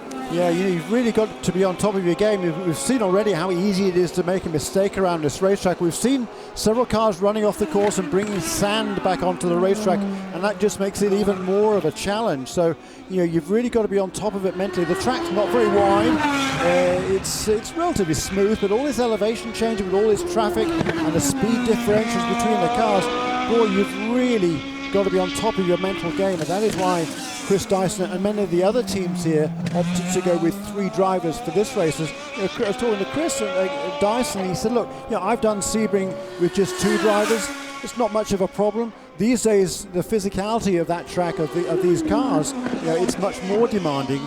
But for here, it's just the mental side of it, more so than the physical side. That team elected to go with 3 drivers. But there's different teams up and down pit lane have different takes on that. In GT, most of the teams are running with 2 drivers per car, but the Aston Martin is running with 3 drivers, and that's primarily because they're using this race just as a warm-up for the Le Mans 24-hour race. So they want to get all 3 drivers in tune with each other, so to speak.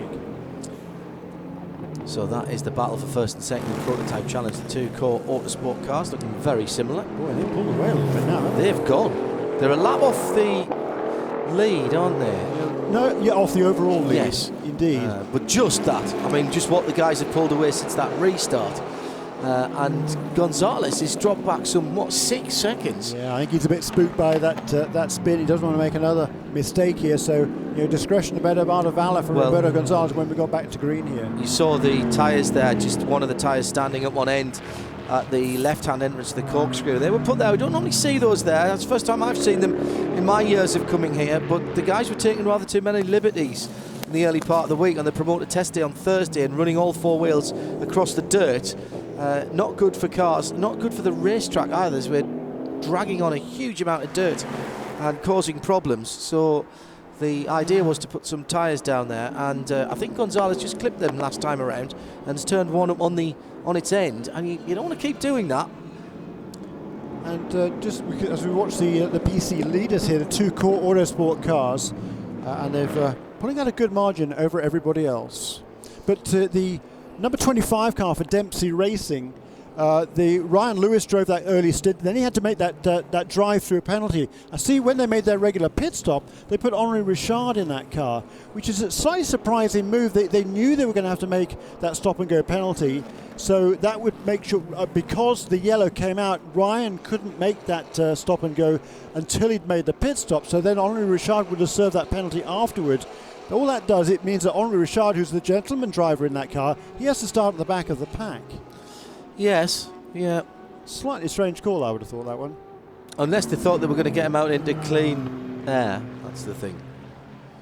So he's now at the back of the package. He's 8th in class. He is still on the same lap as the leaders in PC, but he's going to fall back fairly rapidly here, and he's got to return some good laps to make sure he doesn't fall a complete lap behind these two. Now coming up behind them, that's not a battle for position. That is one of the leading cars. That should be, I reckon, the 055 of Scott Tucker coming round to put a lap on them. He says, staring to see if I've got the right one of the two cars.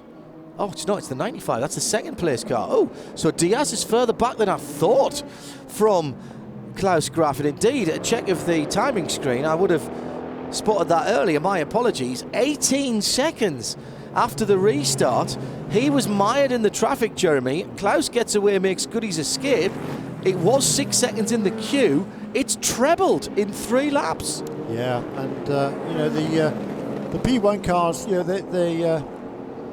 they're a good bit quicker here, and they have the torque to be. Well, he's just got a clear track, so he's able to take advantage of that. And the P2 cars don't have quite the same torque. It's not quite as easy to pass some of these other cars, because even the PC cars are pretty quick in a straight line.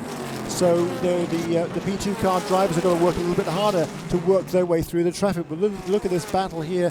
There is Scott Tucker. Ahead of him now is David Heinemeier Hansen, who fell back on the previous restart, and that is Joe Foster, who's running 4th in the class, but he is a lap behind the 3 leaders in P2.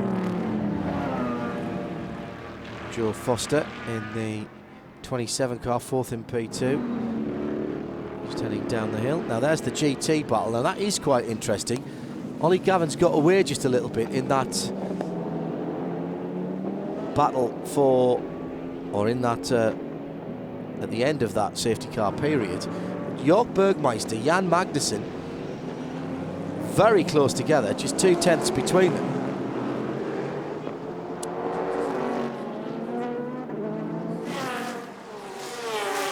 And that GT battle, always, you want racing?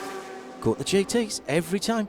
Now there's the 007, giving away that lead and has dropped down to 9th position for Stefan Mucker, and he hasn't been able to make any progress there. He's in behind Brian Sellers. Yeah, that's interesting, isn't it? He hasn't, as you say, he hasn't been able to make any progress. I don't think they changed first pit stop, and I don't think they did. They must not have changed tyres, because with new tyres he would have had a better shot at it. I'm prepared to be told off by someone who's got a Twitter account. Tom Kimber-Smith, by the way, went to the lead of PC there as we were watching. The 2 cars swapping places.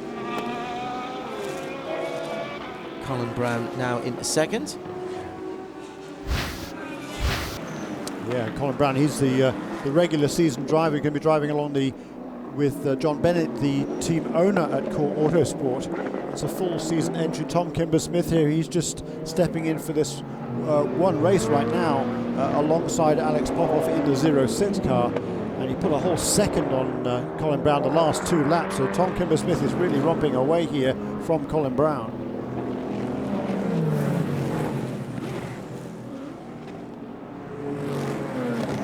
So 4 hours and 52 to go.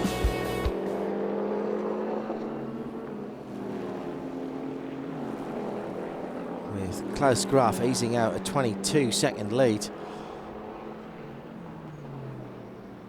And just basically making good his escape at the moment, lapping last time round in a 17.5. And looking down the times, there's no one last time around within 2 seconds of Klaus Graf. The only 2 guys who within 2 seconds are Luis Diaz in the best of the P2 cars in 2nd place, car number 95, and Chris Dyson, who did a 19.2 last time around as well. And David Heinemeier now is up into 4th place. He's, I think, about 10 seconds behind Chris Dyson, so he's got to close down that margin again. But there's Tom Kimber-Smith going down into turn 2 one more time, and boy, he's really turning some fast laps here and putting some daylight between himself and his teammate Colin Brown. Yeah, that's a battle of 2 drivers who have been,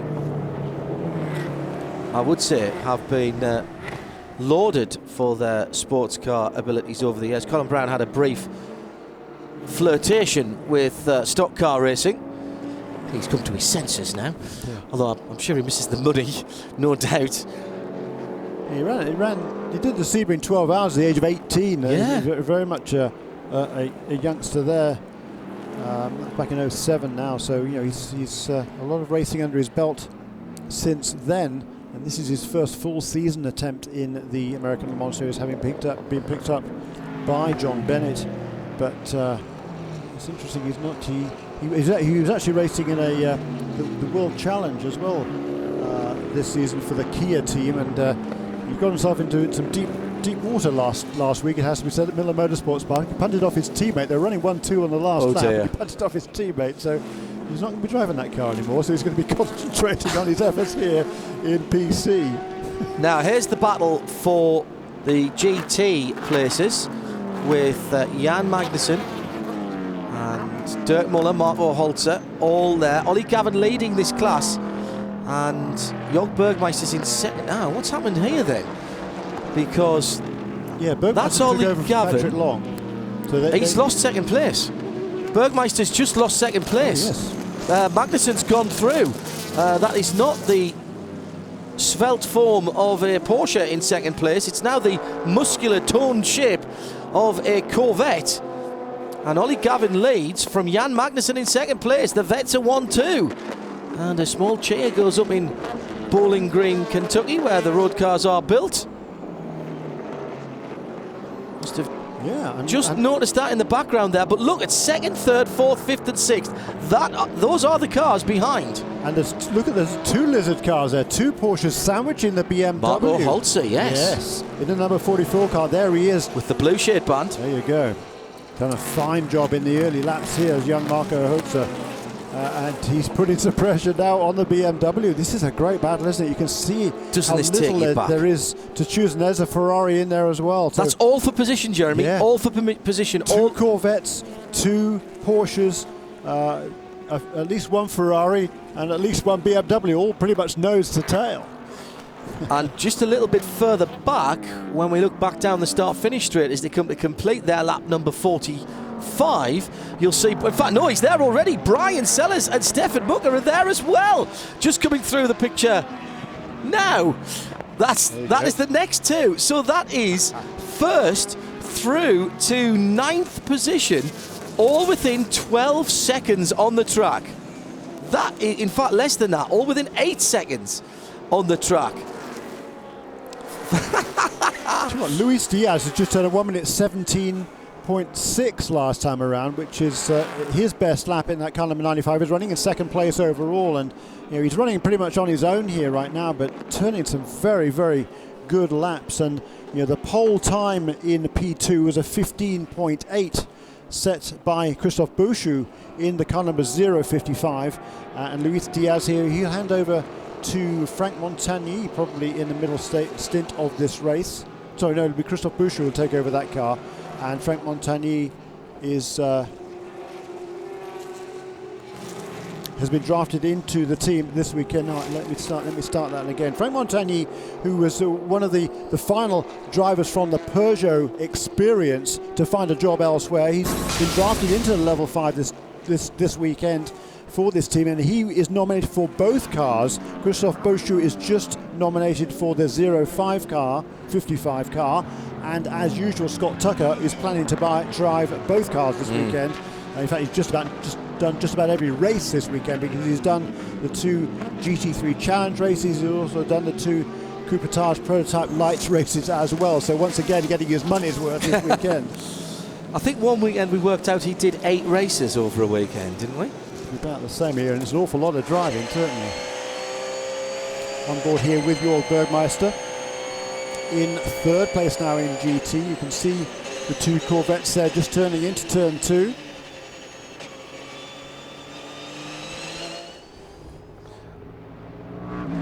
Back to Tom Kimber-Smith leading PC after, look at the heat haze there. Remember, we're only in May here at Mazda Raceway at Laguna Seca. I haven't seen GTC for a while. Anthony Lazzaro leading that in the 22 ahead of Fayetta in the 24, and Sofronas in the 32.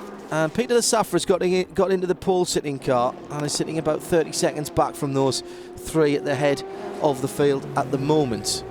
As the GT battle continues with 4 3/4 hours still to go. It's the American Le Mans Series. And was that a change of position? Yes. The Aston Martin got by the Falcon Tyres Porsche? It did. I noticed that too, just in the corner of my eyes. They're coming up the hill. There's just Stefan Mucker up into 8th place in GT, just ahead of Brian Sellers.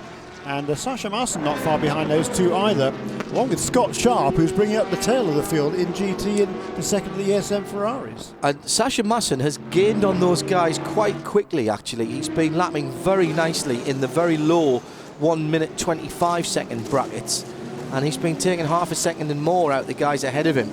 He's now just a second and a half of making it first through to 10th position, separated by a little over 10 seconds.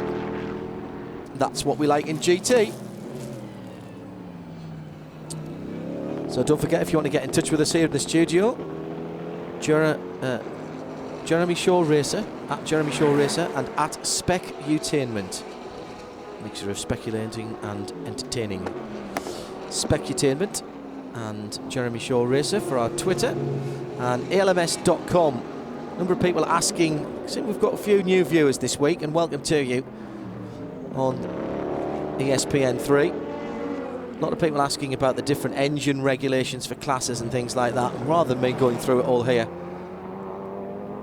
get yourself onto ALMS.com, and there's a ALMS 101 section there. I'll give you a rundown of the different categories. GT, Grand Touring. Ollie Gavin, the Englishman, marathon runner. Very lanky for a racing driver, well over 6 feet. I think he's about 6'4", isn't he? 6'5". Former Formula One pace car driver. British Formula 3 champion, amongst other things. Yeah. Talented driver. He's really found a niche in sports car racing since he came over to the States a few years ago now. And I mean, it's hard to remember back before he did anything other than the Corvette, of course, that we associate him with. But he started his American racing career in prototypes and ended up as a works driver for Chevy Corvette. Mason thinks he's going to be 40 this year. Sorry, Ollie. He doesn't act there it. Goes, he doesn't look it. There he goes doesn't your drive invite. like it either. Yes. Let's take a look at what's happened in the first hour and a quarter. Here's the big story if you're a Lotus fan. Listen. See, you're hearing music and not the Evora's engine there. Should be hearing sweet V6 engine sounds. And that car coming to a stop. Now here's how Ollie Gavin retook the lead. Once again, pit stops playing a part. It's a team game in the American Le Mans Series. And look at that, tyres as well. So they all did take tyres. And there was a snafu down at Aston Martin Racing, and a very annoyed Stefan Mucker fishtails the car out of its pit. So they all did take pit stops, but the leader dropped down to 9th position. Now that is only a matter of 12 seconds, but finding 12 seconds on the track is a hard enough thing to do. So losing 12 seconds in the pits is an absolute disaster. As the leaders are going through the GTC field, there's 4:42 to go. Oliver Gavin being out front right now is exactly where that team not only wants him, but needs him to be. When he was back behind the 007 Aston Martin, he was seeing a spike in his oil temperature. The team told him, you have to back off, you have to get some more air to that engine. So when they brought him in for that pit stop, the team went to work, they got him out of pit lane first. Right now, though, they need to keep him out front so that they don't have any engine issues. Yeah, that's a good point. It's significantly warmer, I think, than temperatures normally are at this time of the year, and certainly that the teams were predicting, Jeremy. It was a hot day yesterday. We're in air-conditioned splendour in our mobile studio here at the top of the hill. But tyres, engines, oil temperatures and drivers all having to deal with, well, what is perfect weather here on the Monterey Peninsula.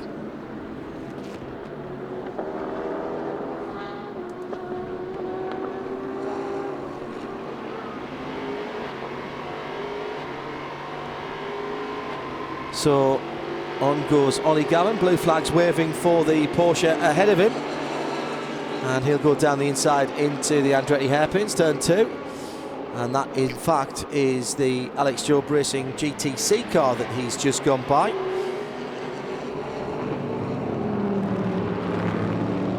So that the leading GTC of Anthony Lazzaro.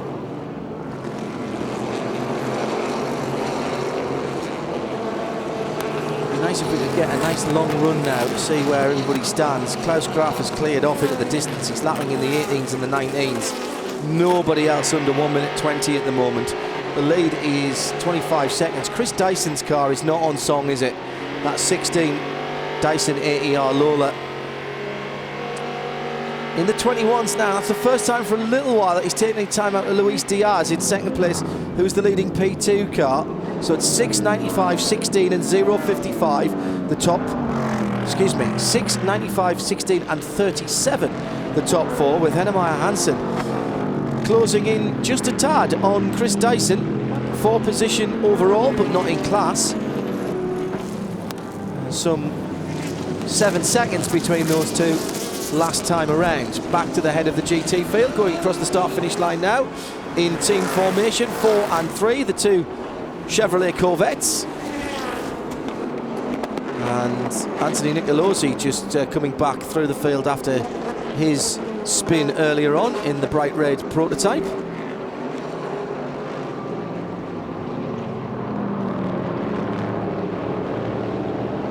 Too early to say who has the advantage in this GT battle, but I've got a feeling that BMW won't be too happy at the moment. Their pace has dropped off just a little bit. As I say that, Dirk Muller puts in at 25, which is second quickest lap last time around in that fantastic GT battle. The two Corvettes have just sneaked away by about 2 seconds, but behind them there's a gaggle of GT cars headed up by the Flying Lizards Porsche and Jörg Bergmeister. He's got just over half a second on Dirk Muller in the first, the BMWs, the 56 car in 4th. Guy Cosmo in the 02 Extreme Speed Motorsports Ferrari is in 5th, and Jörg Muller, second of the BMWs, in 6th. They're separated by a second or thereabouts. In GT, Anthony Lazzaro still leads Bob Fayetta, 22 from 24, by about 4 seconds now. And then it's another 7 seconds or past. So those three leading out. Back on board with Ollie Gavin leading. Nice to have a clean road ahead of him, but that is with Jan Magnussen. It's Ollie Gavin just up the road. 2 cars ahead is Ollie Gavin. He's got the run through the traffic at the moment. Always nice to be leading, but of course in mixed class racing like the American Le Mans Series, there are always cars to pass.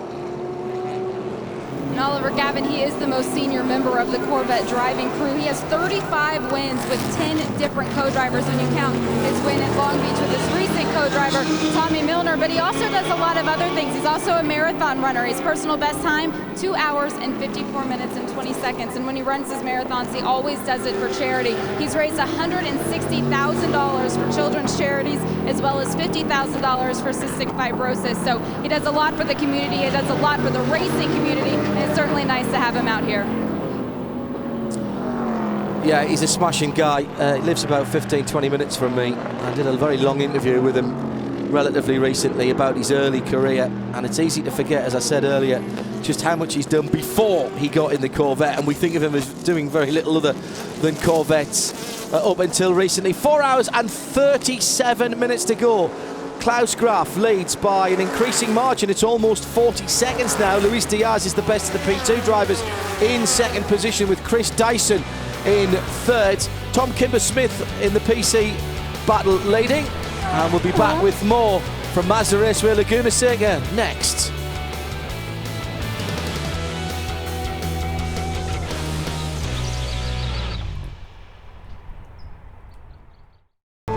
Doc?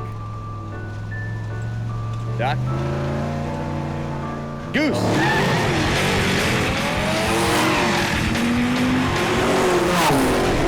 Our technology builds some of the best tires in the world, because when it comes to performance, We don't just play around. Cheater, we said no 360s.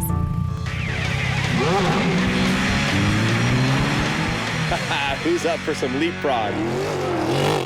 Hi, I'm Dennis Gage, and I gotta tell you about a smart charging system that keeps my entire fleet of machines on call at all times. It's called Battery Tender, and it's not just for my classic cars. Deltran battery tenders have a microprocessor that monitors everything. It never overcharges. It just takes batteries up to a full charge and keeps them there. So whether it's cars, motorcycles, mowers, or ATVs, Battery Tender keeps them all ready for action. If it's not a Deltran battery tender, it's just a pretender.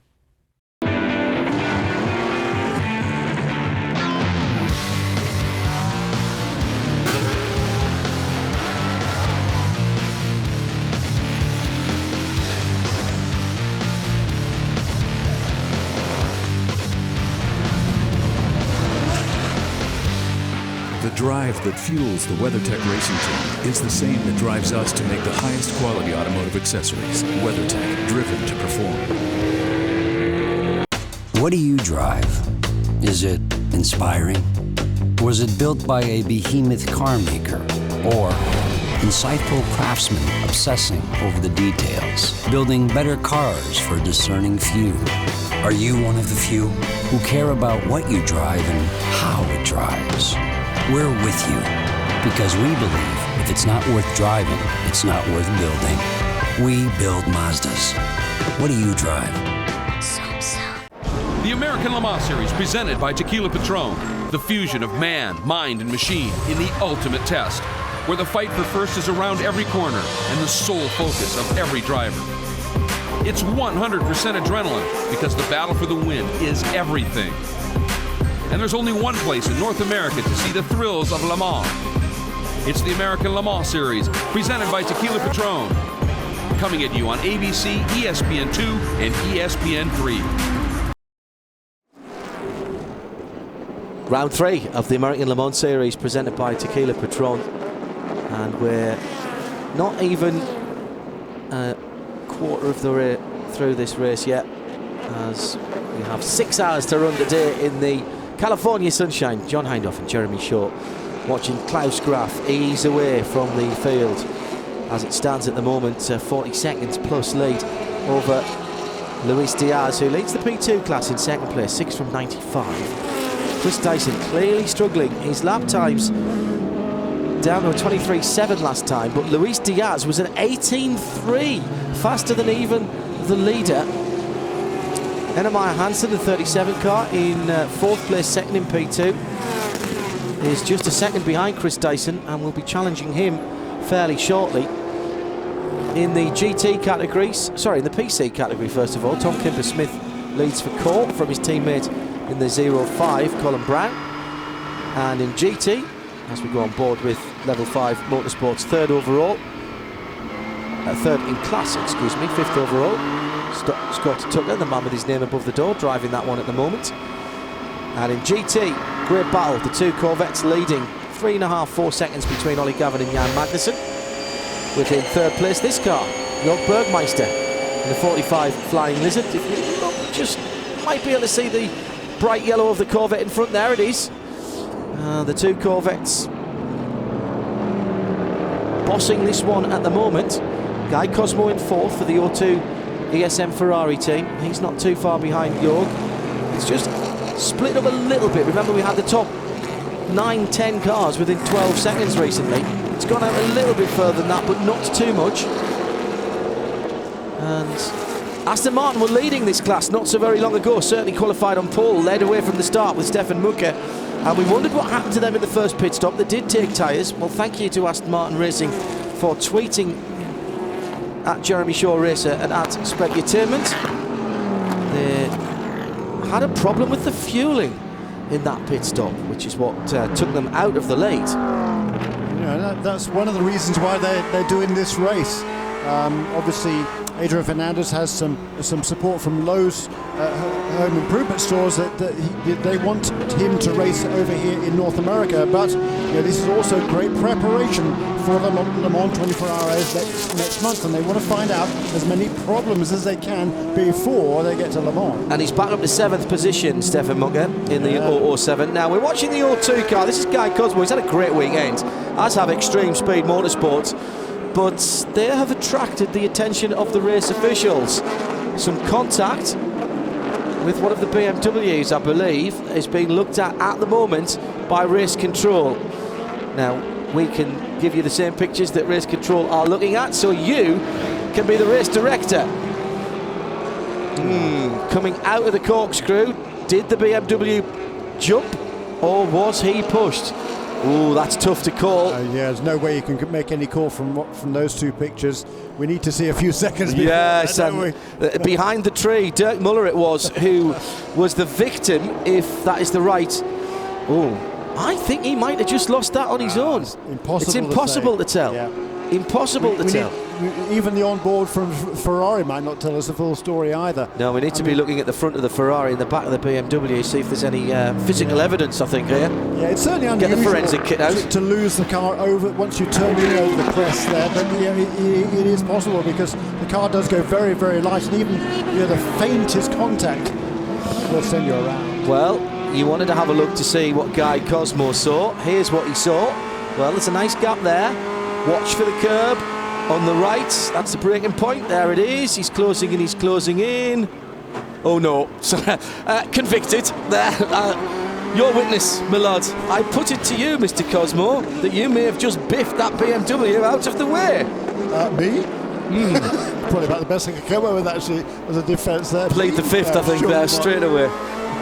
Well, there we go. Well done. The contact as well. Great camera stuff there. People who are new to motor racing, even people who have watched motor racing, and say that didn't look like a heavy contact. Why did the BMW spin around? These cars are on the ragged edge every time they stop and turn, aren't they? Particularly when you're falling off a 6-story building, which is effectively what you're doing there, driving down through the corkscrew. The car is very much out of balance. Once you get back on the throttle there, you're trying to put the power down, going down the hill. It is so steep there, and it takes just the lightest contact to send the back of the car to overtake the front, which is what happened there, and around Jörg Müller went.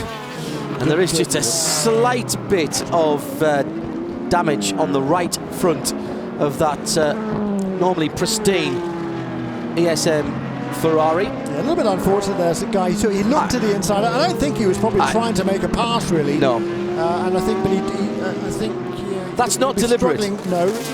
It's not deliberate, but the phrase that we look at in the American Le Mans series is avoidable contact. Yeah. And his nose was in somewhere where it possibly shouldn't have been. And that's what the race officials, they have to make that judgment call. And it's always going to be a judgment call. And clearly, BMW will have a different judgment on it than Ferrari team at the moment. But our viewers have seen the same evidence as the guys in race control will see, and I have a suspicion. Our voting here? Yes, I have a suspicion that that's going to be a stop-and-go penalty. Again, we should make the point, this is not deliberate, but we're not looking to apportion blame there. Was it avoidable? Yes, it was, as we've got the one of the GTC. James third-place car. And it was the lead car that he was involved with at turn number 5, I think that is, Jeremy, from the BMW aerial cam, and that is the GTC leader. Indeed, it was the GTC third place car with the leader overall. Ooh. Now, is there any damage on that car? He's doing the right thing and not trying to push too hard with sand on the tyres. Well, we'll get another look at it from above. Watch the car that is going up the outside. Oh, one. It wasn't the leader that hit him. It was one of the PC cars, but he was nudged into him by the leader. Yeah. How do you work that one out? I mean, in billiards, that's a plant, isn't it? So you get extra points for that normally. And the number 7 car there was Antonio Downs, who's driving. Antonio Downs? Yes. And I've got to say that's very bad luck for the 32 car and James Safronas. But who, if anybody, and he's had to come in, he's obviously felt something. Maybe the rear suspension slightly deranged on that car. I'm looking at the right-hand side as it comes in along pit lane. doesn't seem to have too much wrong with it, but no chances to be taken here. I'm not sure who you penalise there. You can't blame the PC car, I don't think. And the leader's going through 2 wheels on the dirt. Yeah, does he have to pass there, Jeremy? The PC car certainly, he panicked there. I mean, but he did get hit. Yes, it was a very bold move there by the overall race leader, and it was just a really difficult situation. But coming out of turn 4 there, which is a pretty fast corner, the PC car has a GTC car ahead of him. He's trying to get around that, and he probably doesn't see the race leader coming up behind him. Got to hope there's no damage to this car, the Musselmore car. You've got to say, though, you're 50 seconds ahead. Why are you making a pass like that in a 6-hour race? Because you're so much faster coming out of that corner than the other guys. You'd always have to slam on the brakes. But again, it's a calculated risk that he's taking. He can see, one presumes, that there are 2 cars ahead of him there. And he's come from behind them, yes. Yes, and he knows that the PC car is a lot faster through that particular part of the racetrack than is the GTC car. So, if you're looking to apportion blame for that incident happening in the first place, I guess you'd have to put it on Klaus Graf. But it's just kind of one of the debris flag there. The stripy flag, which is normally slippery surface, can also make debris. I'm guessing that there's some bodywork from that 3-car contact. Here's some news from the press room that I'm getting from the BMW team. Dirk didn't realise he was hit. Dirk Muller didn't realise he was hit. No. So he thinks it was his own fault and that he lost the car at the top of the corkscrew. So that incident being looked at coming from marshals, from the corner workers, passing on their observations. So amazing stuff there. The team are now going to have to say to Dirk, it's all right, mate, it wasn't your fault. You got nailed by the Ferrari. Yeah, but like we saw, it was very light contact. And, because the back end of the car is moving around at that part of the racetrack, because the track falls away, because you're putting the power down and coming out of one of the slowest corners on the track, the back end will feel loose there. So, I'm not surprised that he didn't realise he was touched into that incident. But it's an interesting call that race control is going to have to make. And the good news is there's no serious damage to either of those cars. He's able to continue with a loss of really only a couple of positions. I guess it cost him 6 or 7 seconds, didn't it? Because the 2 BMWs are now together on the racetrack in 7th and 8th places in GT. Now that awful incident between this car, the prototype challenge car, and the GMG Porsche has sent the 32 car, at least for a short while, into the pit lane. So it's a 3-car contact out there. James, what exactly happened?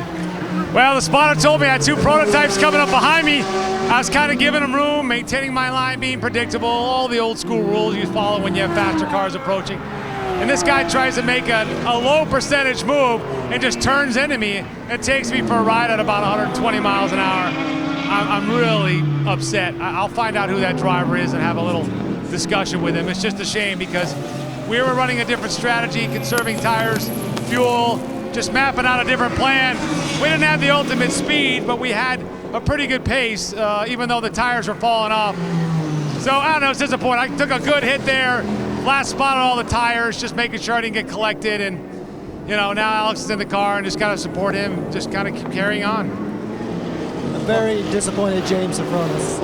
Thank you, James. I can understand why James Safronis is upset. I think he's actually upset though with the wrong guy, because looking at that again, you can see Klaus Graf in the overall race leading car. He muscles his way past onto the right-hand side of the PC car, but he then moves himself over towards the middle of the racetrack, and that is what caused the PC car to jink to the left and therefore into James Safronis.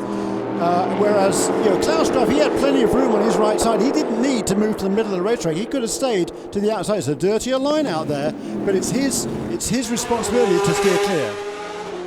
As David Heinemeier Hansen climbs out of the number 37 car, as soon as he brought the car to a stop, a signboard that he had collected came out from underneath the car. They're now doing the driver change. Antonio Pizzoni is getting in the car. He does have some Formula One experience, but this is his first race in sports car racing. He says the hardest part is going to be getting used to the multi-class traffic. He has been trying to do that during practice, but this team has not had a whole lot of time on the racetrack this week. He's still getting strapped in. They are going to give him 4 new Dunlop tires, and they'll send him back out earlier after that first pit stop. When they left, they had a tremendous pit stop, fell back a couple positions. That was because David Heinemeier-Hansen, he went off track. The team finally was able to talk to him over the radio, but the car, everything is performing great right now. There is a little bit of damage on the right front of the car, but that's, I think, it's just for going past the track. And they took rather too long to get that right front Dunlop on there as well, Jamie. Thank you. The Antonio Pettonia. Why does Antonio Pettonia have a Union flag on the top of his helmet? I have to say, of all the years I've watched Antonio racing, I've never noticed that before. And he's got a Union flag right in the middle of his helmet, which is... I don't know what the answer is to that. I think he's borrowed it from Martin Plowman, actually. I was going to say, is that not his helmet? Well, we'll see when he comes back around. That is the 37 car. Heinemeier-Hansen got out, and it is Martin Plowman that's in the car. Or at least it's Martin Plowman's ID. Of course, if it's Martin Plowman's helmet, the ID goes with the radio. So we've got a little conundrum there to find out for Jamie, who was down there, whether Pettonia's borrowed a helmet or whether it is Plowy that's got into the 37 car. I think actually from a tweet earlier on, Plowy was due to get in. That car is looking a bit battle-scarred already, and we've still got 4 hours and 20 minutes to go. Still waiting to hear what's happening with the contact on the GT cars that we saw earlier on. We'll bring that to you as soon as we have a decision, and presumably the stewards will look at that pinball manoeuvre that we saw from Klaus Graf earlier on, and I do hope James Sofronas is listening down the pit lane. Oh, he's run over the airline on the way out, so it'll be a stop and go. That is Plowman in the car. We've had that confirmed from the pit lane. It is, and I was talking to those guys just short before the start of the race, and they told me the sequence was going to be David Heinemeier-Hansen, then Martin Plowman and Antonio Pettonia to finish off the race. But what a shame. I mean, they had the race in the bag. They did. It seemed like at Long Beach they had two stop and go penalties there for exceeding the speed limit in the pit lane, and that was because of the way the electronics were set up on the car. When they were in second gear, it effectively didn't operate the limiter, so that's why they got pinged twice for stop and go penalty in Long Beach. And since then, of course, they reprogrammed it all, so they're not expecting that problem to recur. But what a heartbreaker for those guys. I mean, they worked so hard this weekend. They've been super fast. David Heinemeier-Hansen did we got a left rear problem for the Ferrari Extreme Speed. That is Guy Cosmo. Now, live by the sword. It's not actually gone down. They're telling it it's dragging the bodywork on the rear. It will go down eventually, but that tyre still is holding air. Now you've got to worry when it stops smoking. Negative. Get in the pit lane, Guy. Get in the pit lane. That is chunking rubber. Well done. Well done. Now. Feels like it's short. It's just the bodywork. He's got away with that. Just stay in until it's ready. Now, you can see the damage on the right front where he hit the BMW. Ed Brown is not ready to get in that car at the moment, so they may leave Guy in. Come on. Right, come on, they've said you can get out. I think that's what they said. You can see a little bit of bodywork damage here to the left rear of this Extreme Speed Motorsports Ferrari, and now you see Guy Cosmo does climb out, which means Ed Brown is taking over the driving duties. They're going to take the opportunity, of course, to make a full-service pit stop as teams were preparing for their scheduled stops anyway. Looks like they're trying to rip off the back rear, at least pull it out so that it won't be rubbing against the tire once they get a fresh one on. The team really trying to work on that bodywork damage so that it won't create problems once they get a fresh set of Michelins on this Extreme Speed Ferrari. Yeah, they're going to have to do a little bit of refettling of that bodywork in a way that any Ferrari owner does not want to watch. Oh, listen to that as it revs and goes out. Now, that does not happen by itself. So he's already got the damage there. Now, does that suggest that the Aston Martin was somewhere near him when it happened?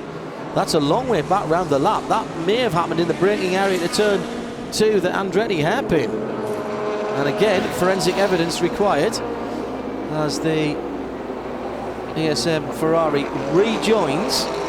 And you see that, how quickly they scrambled, but the benefit of not being able to do anything else when the fuel goes in, they had to decide whether Ed Brown was going to be ready by the time the car was going to be completely finished. Well, when you've got a tank of fuel and the tyres to do, that gave Ed the chance to get his balaclava, his gloves, his helmet together, get them on, and for Guy to get out. But Guy was not getting out of the car to start with. That was a smart move, covering themselves, covering all the bases, if you like, from Extreme Speed Motorsport as Ed Brown gets up to speed, heading up the hill. Damage to opposite corners now of that car. Oh my goodness me, and Ed's just a little bit slow up the hill there on those cold tyres. Not allowed tyre warmers here. And he's got the leader alongside him, and Klaus needs to give him more room than that. There's no need, Klaus, to put yourself in that position with the kind of lead that you've got. And Klaus again drives off the road to go down the inside of a GT car. And I'm still wondering if he's going to be penalised. He's making hay while the sun shines at the moment. If he had to come in for a drive-through, he might be able to get in and out without losing the lead. Still no word on those two incidents earlier on. We'll get some word from race control as soon as we have it. So, when the 02 Patron Ferrari was just in pit lane, the number 56 BMW also came to pit lane. The crew all went out. It was a normal pit stop. Dirk Mueller got out of the car. Joey Hand got in, but they also took a good long look at the rear of that car. And I'll tell you guys, it does not look like there was any contact to the back of that number 56 BMW. It was a quick stop, and he's already out. Driver change fuel and tyres for that BMW. And just, Jamie, just underlining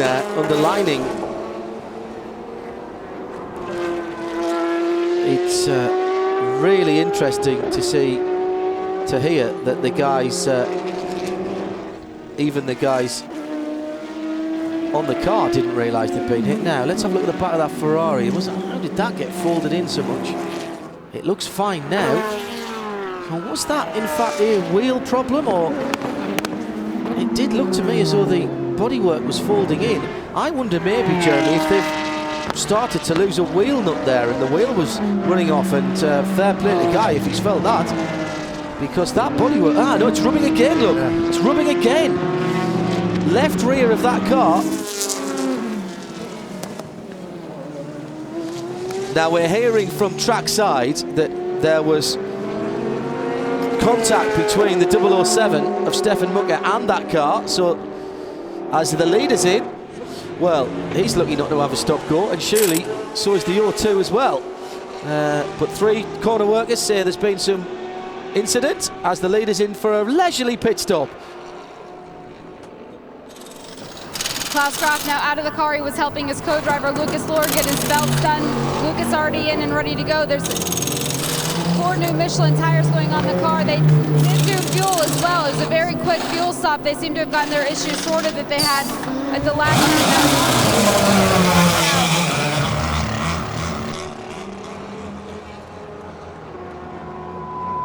And news coming from race control, no action. NFA, using a police term, no further action to those other 2 incidents.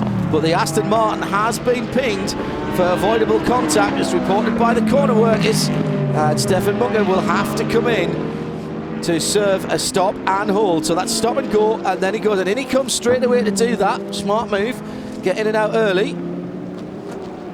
And let's have a look on the front of that car. Well, again, if you had to make it stick in court, you'd be struggling, wouldn't you? The forensics not there. And Stefan Mucker, his bad day gets worse. I have to say that the circumstantial evidence would have suggested, oh, and it's more than a stop and hold for a minute. A minute. Well, wow.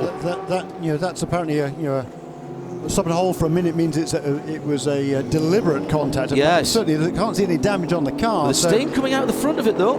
Well, so yeah, it's sitting there overheating. Just heat soak, I think, from sitting there after running so hard. But what a shame! That's certainly going to put that car completely out of contention.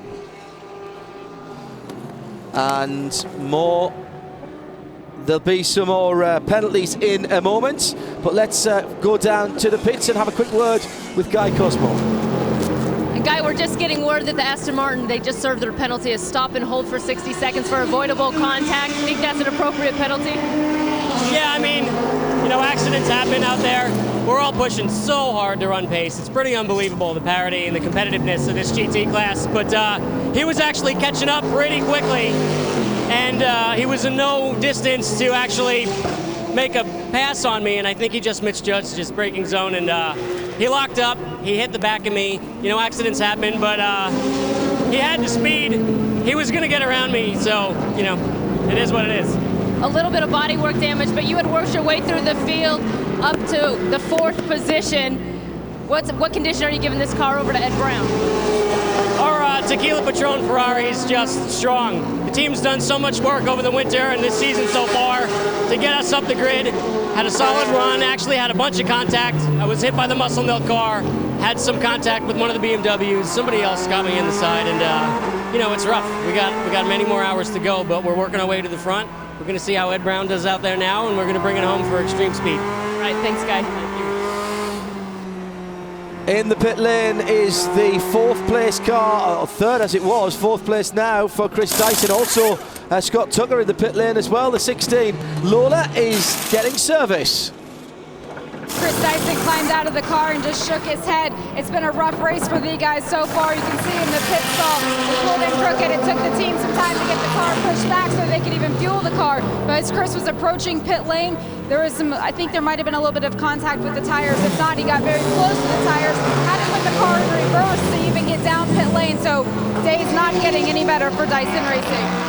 Now, I promised you some more penalties. The 27 has been into the pit lane as well. Patrick Dempsey is at the wheel of that car now. The brand new Dempsey Racing car, repleted, beautiful black carbon fibre. Don't do anything to it, guys, just race it like that. It looks fabulous. That again, avoidable contact with the number 9, and it's at turn 1 again, Jeremy. That it's avoidable.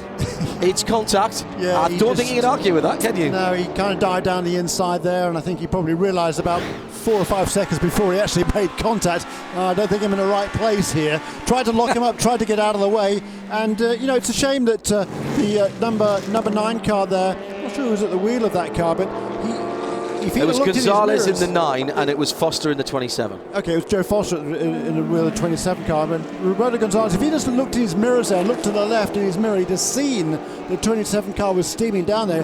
The smart move, quite frankly, for Roberto Gonzalez would have been realise that, leave him a little bit more room to go down the inside and then pass him back again on the exit of the corner. It's not a pass for position between those two. So, yeah, an unnecessary piece of contact between the both of them. I think that, quite frankly, the both of them should take a bit of a blame for that one. And damage to the right front of that 27 Lola prototype as Patrick Dempsey flicks up a gear with his right hand on the start-finish straight. He's in 5th position in class at the moment. They've dropped out of the running at the head of the field where they were earlier on. Let's get a chance to look at the dive planes on the right front of that car. And it looks like it might just be pushing a little bit for Patrick. Gets on the power coming out of turn number 1. Now, turning into the right-hander at 3. Yes, and there is. It's the top dive plane on the right-hand side has broken off. Yeah, a little bit of an inexperience here, certainly for Patrick Dempsey, but you know, hey, that's the sort of thing that's going to happen. And yeah, he's trying to get himself up to speed in this car. He doesn't have a lot of time in it. He's driven quite a lot in GT cars over the last few years and various other production cars as well. Super enthusiast, as we heard at the top of the show.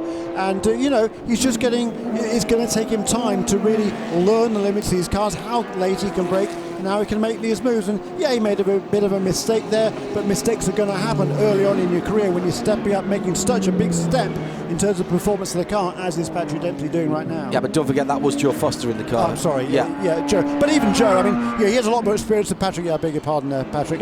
But yeah, Joe has a lot more experience overall in racing. But he too, he's driven a prototype once before in his life. That was when he tested very briefly a front-engine Panos car about 10 years ago. because he just had to be on hand at Road Atlanta when the car needed to be shaken down. But Joe, again, he's not driven anything like a car with this performance in a long time. So I think he should be excused for making a mistake like that. But it's still a good run for these guys. There's no major damage to that car, so he'll be able to continue now. He's lost another lap or so, but they won't be upset by that at all. Let's go back on board here now with the car number 16 Dyson racing the Lola Mazda. It's Johnny Molan who's taken over at the wheel of that car. We saw how Chris Dyson struggled through the early stages of the race. In fact, all the weekend so far, and you can see a bit of a vibration there from the camera on this onboard with Johnny Molan. But again, it'll give us a good feel of what this racetrack is all about, and the elevation change and everything else going on. There's Chris. You can see he's pretty heated there. He's chatting with his dad, Rob Dyson, on the right. And Chris, I know he's not been a happy camper this weekend. First time he got in the car on Thursday afternoon, he just wasn't happy. He had 2 or 3 different offs. I don't know if you heard what Jamie said, but he couldn't even get it into the pit lane. He had to stop and reverse to get it into the pit lane. It was so difficult for him to get it turned as he came in. His body language a few moments ago, the guys in the pits telling us he has been in heated discussion with his father, Rob Dyson, and no being racer himself in his day. And let's not forget that, Porsches and such like. Home race for them next up at Lime Rock in Connecticut, the team based at Poughkeepsie. There is the blue and white Lola. Now, a number of people watching the qualifying show yesterday on ESPN 3 from Europe saying, why is this car having so many problems when the Rebellions in Europe are doing so well? Yes, it is essentially the same car, different engine of course, but different racing conditions here. I think just getting the car set up is one of those problems. There is a vibration there though from that onboard camera. Well, we've still got over 4 hours to go, and Lucas Lowe is now in the lead car. We'll be back with more from Mazda Raceway Laguna Seca next.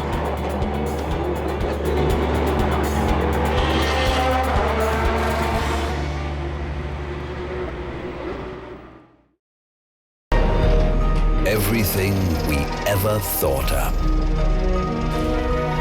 Everything we fight for. Everything we dream of. Everything we are. The new 911. Porsche Identity.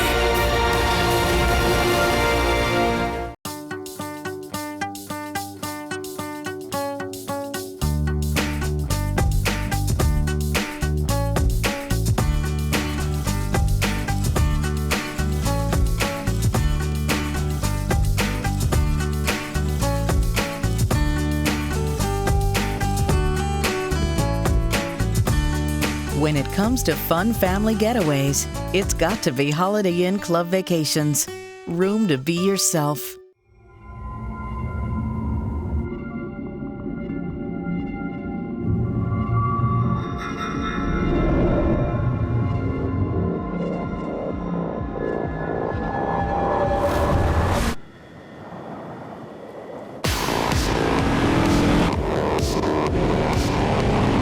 The wind can run, but it can't hide.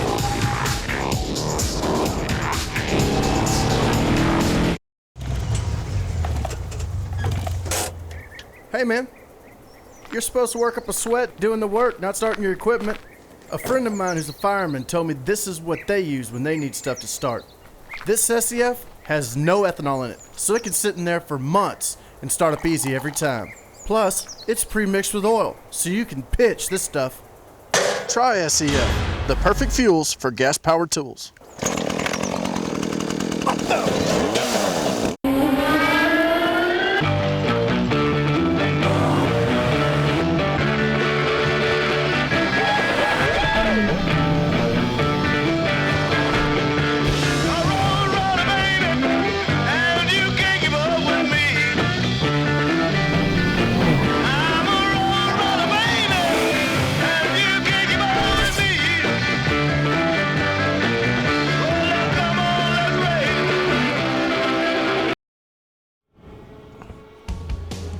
The American Le Mans Series and Chevrolet Corvette have teamed up again for the sports car racing fans' dream. A grand prize of a 2013 Chevy 427 Corvette convertible 60th anniversary special edition and an expenses-paid VIP insider trip to the 24 Hours of Le Mans. Go to racetowincorvette.com for your chance to win the ultimate sports car fans' dream prize.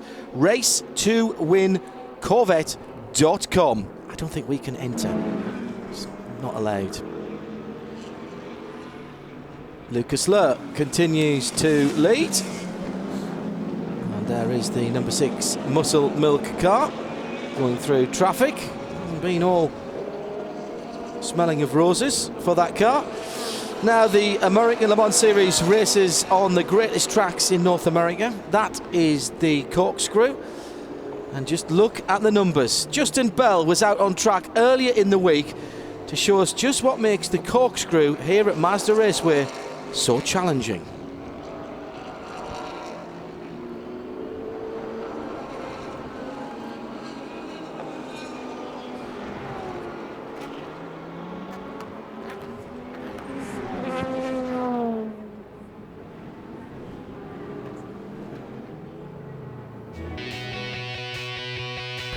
At some very special racetracks around the world, there are iconic corners that truly have captured the imagination. And here at Mazda Raceway Laguna Seca, it is the downhill corkscrew. Now, it's very difficult, not because it's fast, but because you're completely blind as you approach it. Now, imagine you're in a GT car, you kind of have this line of sight. Now, if you're in a prototype, you have even less. But for me, it's not necessarily the entry that's the trouble, it's the exit. And what the cameras don't show you is that it's a 6-story drop all the way down into the right-hander below. So I thought it'd be kind of fun and educational, well, to put one of our rookies through the paces on a very unique vehicle. Are we ready, guys? Of course, they asked me to do it, but I know better. Now remember, this is a demonstration of both line and elevation. Are you ready? Let's do it. Off you go.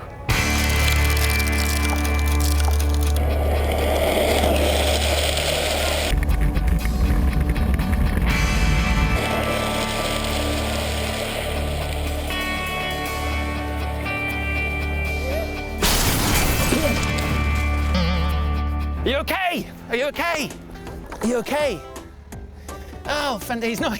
Stay down, pretend to be hurt, pretend to be hurt. He is hurt, he's not really hurt. Anyway, that goes to prove once and for all that in fact, motorsport is dangerous and that the corkscrew deserves its legendary place as one of the most challenging corners in motorsport. And children, don't try this at home. Justin Bell having a little fun and proving that gravity is perhaps not as intense as we thought, or more intense than we thought. Now, here's an important moment on the track, Jeremy, because this is the Muscle Milk car putting a lap on its P1 competitor. Another lap on its P1 competitor, actually. Johnny Mollem at the wheel of the 16 car at the moment for Dyson Racing, and Lucas Lurr now driving, as we can see, the Muscle Milk car and just pulling away inexorably at the front.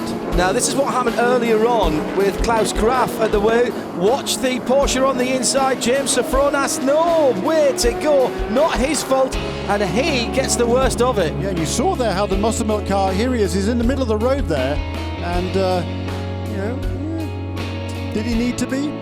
I don't know. I think he's lucky to get away without action there. No further action taken with that racing incident. And, yeah, you know, like we said before, it is always going to be a question of judgment, and I can see both ways. Could be either way, that one, but I can understand.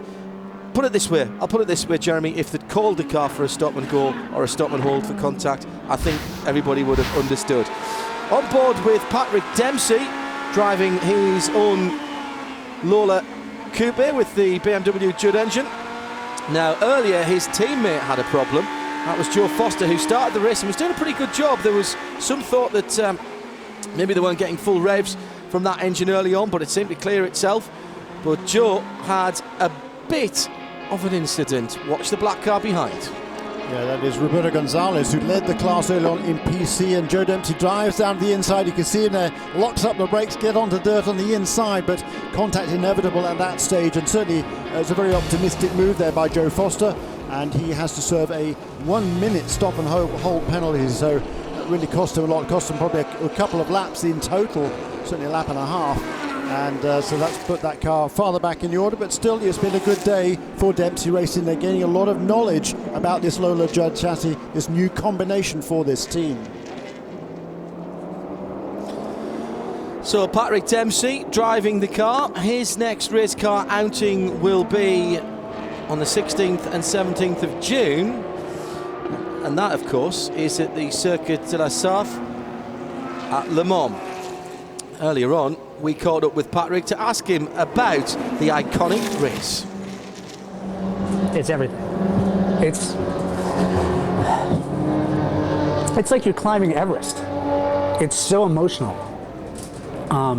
First to get there, because I'd be sitting on the couch for years. I was struggling as an actor, couldn't get arrested, couldn't get anything. I didn't have the money to go racing. And I would always watch the races and dream about being able to go do this. And then finally coming here, doing the Skip Barber, getting into the racing, and then finally, this is something you dream about. This is what as a kid, you dream about. And suddenly you're there. And there's a lot of attention around you. And you've worked very hard to get there. You've had a lot of support from your sponsors, from the people around you. And it's there. This is the most important race in the world. And suddenly you're there, and you're in it, and all you focus on is just getting through one lap at a time. And then I remember at 4 o'clock in the morning, Joe and I had been going back and forth all night. We do double stints, and then he'd get in, and I'd get out, take a break, and then we just go. And we never saw each other because one of our drivers was sick. So another great moment, because you think of Shelby and when he was in the Aston, there's just 2 drivers back then. There was never 3 drivers. So you're doing it like the old school way. And I remember 4 in the morning, it was like right before the sun came up, and we were really close to finishing. We looked like we were going to finish this thing, which was our goal. And I could not stop crying. I was so moved, and I was like, shit, get it together, because I got another couple stints to go. And it was like realizing your goal, and that level and that quality of driving in that race, and you feel the Audis going by you. They're like spirits that just go by you so quietly, and they disappear in the night. And then you see other drivers that are factory drivers going through, and how beautiful they are when they go through the corner, and you're amongst that. You're in that. You're in that moment, and you're a part of it. I will never forget that. You could easily think, I really want to hate Patrick Dempsey. He's good looking, he's got money, he's a Hollywood star. But every time I meet him, or every time I hear him talk, I just, yes, Patrick, you're absolutely right. He is a real enthusiast. Don't let anybody tell you anything else. And he's got soul, quite clearly. Yeah. He's got soul. Yeah, he knows the history of the sport, he understands it, he knows what the sport is all about and what drives everybody who's involved. And he is as moved as anybody else. It's wonderful, isn't it? And he's behind the wheel of his own prototype. Has to have a car with a roof. That's why he's never driven the PC car, so he's jumped straight into this Lola with the BMW Judd engine. And he's clearly enjoying it. He looks relaxed and fairly stable behind the wheel. He's not fighting the car. And put the helmet visor up, getting a bit of fresh air through as he climbs the hill towards turn number 6. On the power nice and early there, runs all the way out to the curb. Now, just so impressed with how he's been able to jump into this with a relatively small amount of race car experience behind him. He's come through the Skip Barber Racing School, which has certainly brought on some talent down the years. It's only been a few years since he started. Got the opportunity to drive the 787 Mazda at Le Mans a couple of years ago. Last year, in fact, that wasn't it? On the anniversary of its win. And he, in fairness, wasn't quite as quick as Johnny Herbert gave it a rattle round the day before, but he did give it a go. I'm very envious of him for that as well. So he breaks down into turn number 1. Now, that's the car that they got tangled up with before. So is there any payback here? As the 9 goes through. No, there's not. It's a different driver. No, it's still Roberto yeah. in that car. A different driver in the 27 is what I was going to say. Yeah. And that number 9 car is still running 5th in the class in PC. We've seen various dramas there before in various contenders there, but he's still. I think he's still on. No, he's probably a lap down. He is a lap down now. Is the car number 9, but running in 5th place. It's still Tom Kimber-Smith way out in front in the 06 car for Core Autosport. Second in class now is the number 5 car. That's Archie Hamilton, who's taken over the wheel of the Muscle Milk car. He's sharing that with Michael Gouache and Memo Gidley, and he's doing a nice job too, the young Englishman.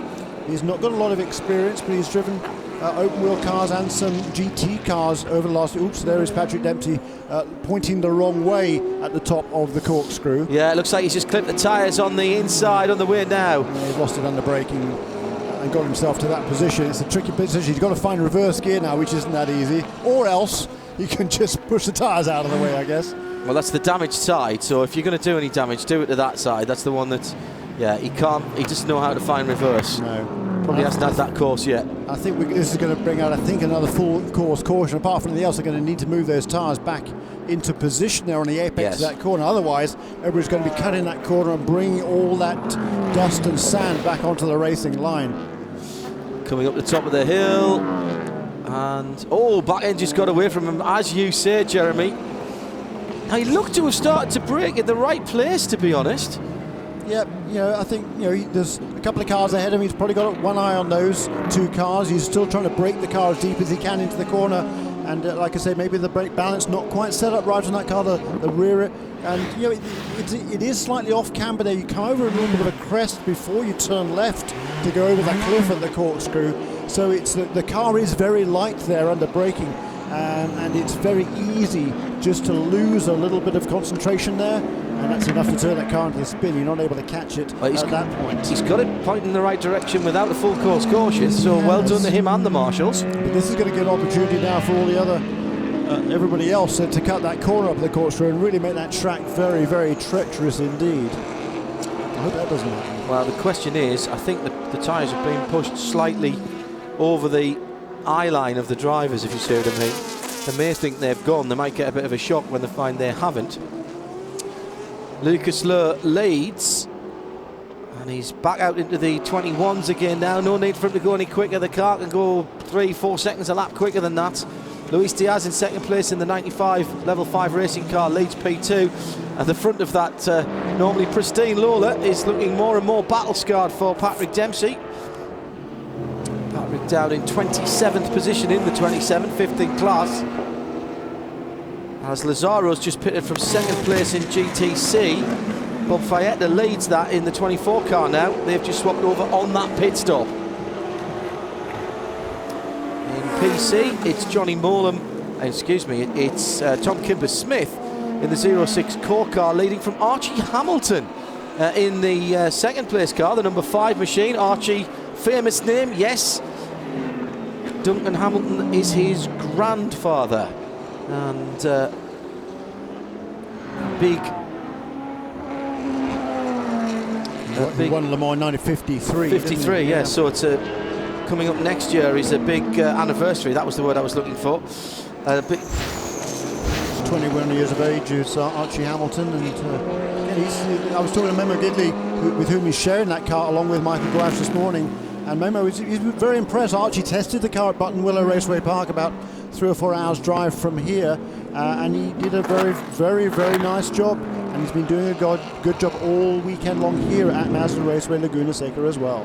Tommy Milner leads in the number 4. Now this is the number 4 GM Chevy Corvette. He's got a bit of a problem. He is a massive Washington Capitals fan, and they're playing the New York Rangers in a game this afternoon. It starts in less than an hour, and he wants to be out of the car before that starts so he can follow the game. And he's taken over the wheel of this class-leading Chevy Corvette from Oliver Gavin. They made that pit stop on lap 81, so about 6 laps ago.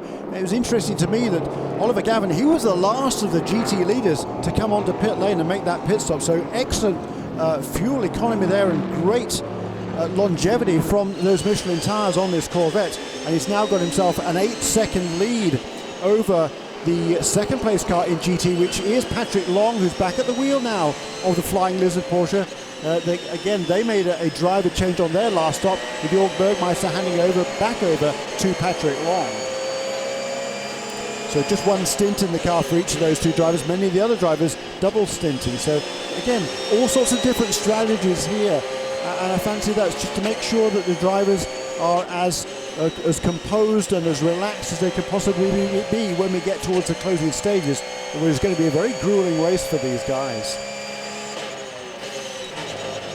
Patrick Long now in second place, but just a second and a half or so away from, or ahead rather, of Antonio Garcia, who's only got a second or two ahead of Bill Oberlin.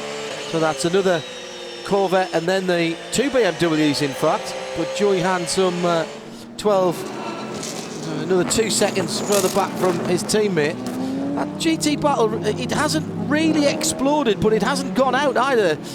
More than embers, but not quite fanning the flames at the moment, if you see what I mean. Yeah, they're still within striking distance. Yeah, we've had a couple of problems, of course, for a couple of the leaders. The Aston Martin had to make that stop and hold penalty. That's put that car well out of contention. Now it's down in 11th place. It's at the tail end of the cars. It's a couple of laps behind the leaders now in GT. That's a great shame.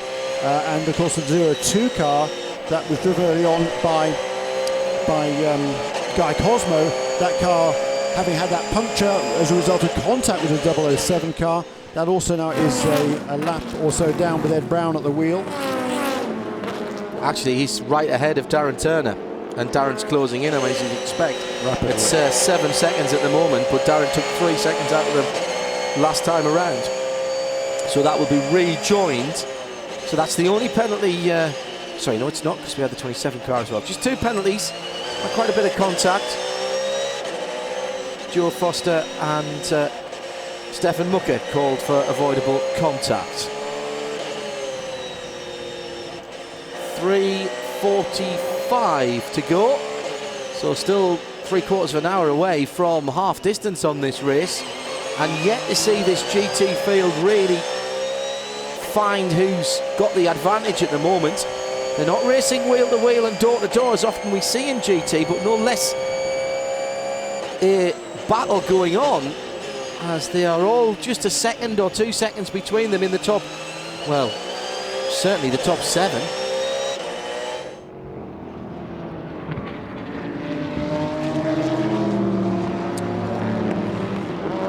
Two Flying Lizard cars together again. Seth Nyman is in 44 now. We did have the 2 Corvettes, first and second in class, and we've been watching Pat Long in second. Here's the pass. Leader goes through, and Pat Long says, oh, that looks like an opportunity for me to follow through on the inside, and does so. Great opportunist manoeuvre by Pat Long, using the leader as a bit of a pick to follow him through. That's right, and Antonio Garcia, it was at the wheel of the number 3 car there. He gave room for the overall leader to come past, and in doing so, he perhaps didn't realise that Patrick Long was that close. And Patrick able to dive that car down to the apex there ahead of the Corvette and make that move. And thanks to Pat Procrowley for finding that footage for us. We still call them the tape apes. It's all digital now, but I don't think Digital Dogs has the same kind of ring to it. So thanks to the guys back. I'm going to leave the comment that I've just had in my ears out of the broadcast, because I'd like to work again. Lucas Lowe still leads. He's on lap number 96 at the moment at the head of the field, with Luis Diaz leading P2 in second from Frank Montani. And the 2 level 5 cars going a storm. And Martin Plowman now in third in P2, and they are 1, 2, 3 in positions second, third and fourth overall. Tom Kimber-Smith in 5th position leads the prototype challenge category. Johnny Molam struggling with the 16 car, as did Chris Dyson. Now both of those guys can drive, and Johnny Molam certainly can drive around here. Let's not forget the 2009 result for Johnny with the Zytec Corsa Motorsports hybrid here. Really getting excited about hybrids at Le Mans, but we've had them ALMS in the past. Now, another problem for the 32 Porsche just a couple of moments ago. Watch the blue car at the head coming round of the final corner. Oh, looped it. Now again, jumped or pushed. Oh my goodness, Johnny Molam just about got round it. Let's go on board with Johnny as he comes through, goes down through the box, turns in, and you can see how little he can see on the left-hand side. Then, oh, there's a Porsche. I seem to remember Johnny ended up in the wall there. No, that might have been a little push there. No, I think that was unassisted. The first view I looked from the outside didn't seem like there was any contact. It seemed like the Porsche was a little bit ahead of the PC car, and you just got to go on throttle a little bit too soon. Brett Curtis just taken over the wheel of that number 66 car not too long ago after a brilliant middle stint there from Jerome Blakemore, and he was handed the car a lap down earlier on, but he really charged that car back up into contention before handing over that 66 car to Brett Curtis. In GTC, Faeta from McNeil from Curtis, as Jeremy's just... had some pit stops just fairly recently there. That's actually status quo, isn't it? Because that was the way around they were, with about 10 seconds between them before they went in to the pits. Yeah, except for the 66 car having really moved his way up. Yes. With that stint from Jerome Blakemore, and he was 5th in class, a lap down after the first stint when he got behind the wheel. But now he's moved himself right back up. I think he's back on the lead lap again. And it's now Brett Curtis who's at the wheel. He had that spin. That's certainly going to cost him, but you've got to hope he can keep on the lead lap. In GT, there is Antonio Garcia in 3rd place, and the car behind him is a BMW with Dunlop tyres and Bill Oberlin at the wheel. So you can see that Patrick Long has pulled away. He's not really visible out front, is he? Just turning into, just seeing a little dot ahead turning into turn 3 as Garcia comes out of turn 2 there. So Patrick Long in the flying lids of Porsche car number 45, able to pull away from this little battle, and it is now Antonio Garcia coming under increasing pressure from Bill Oberlin. Interesting to see that the BMWs didn't have the pace early on, did they? Split the let's try and do that in a form of English that people may understand. Split the tyre strategy on the 55 and 56 car. Smart thinking, really, because if you're going to have problems, have them at the beginning, but find out on one of your cars at least which is the right way to go at the pit stop.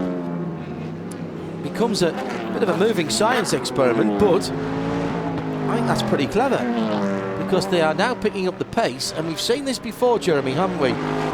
55 and 56 together on the track, and Oberlin down in the 24s, Joey Hand in the 25s last time around. Yeah, there's about 4 seconds between those two, I believe, at the moment.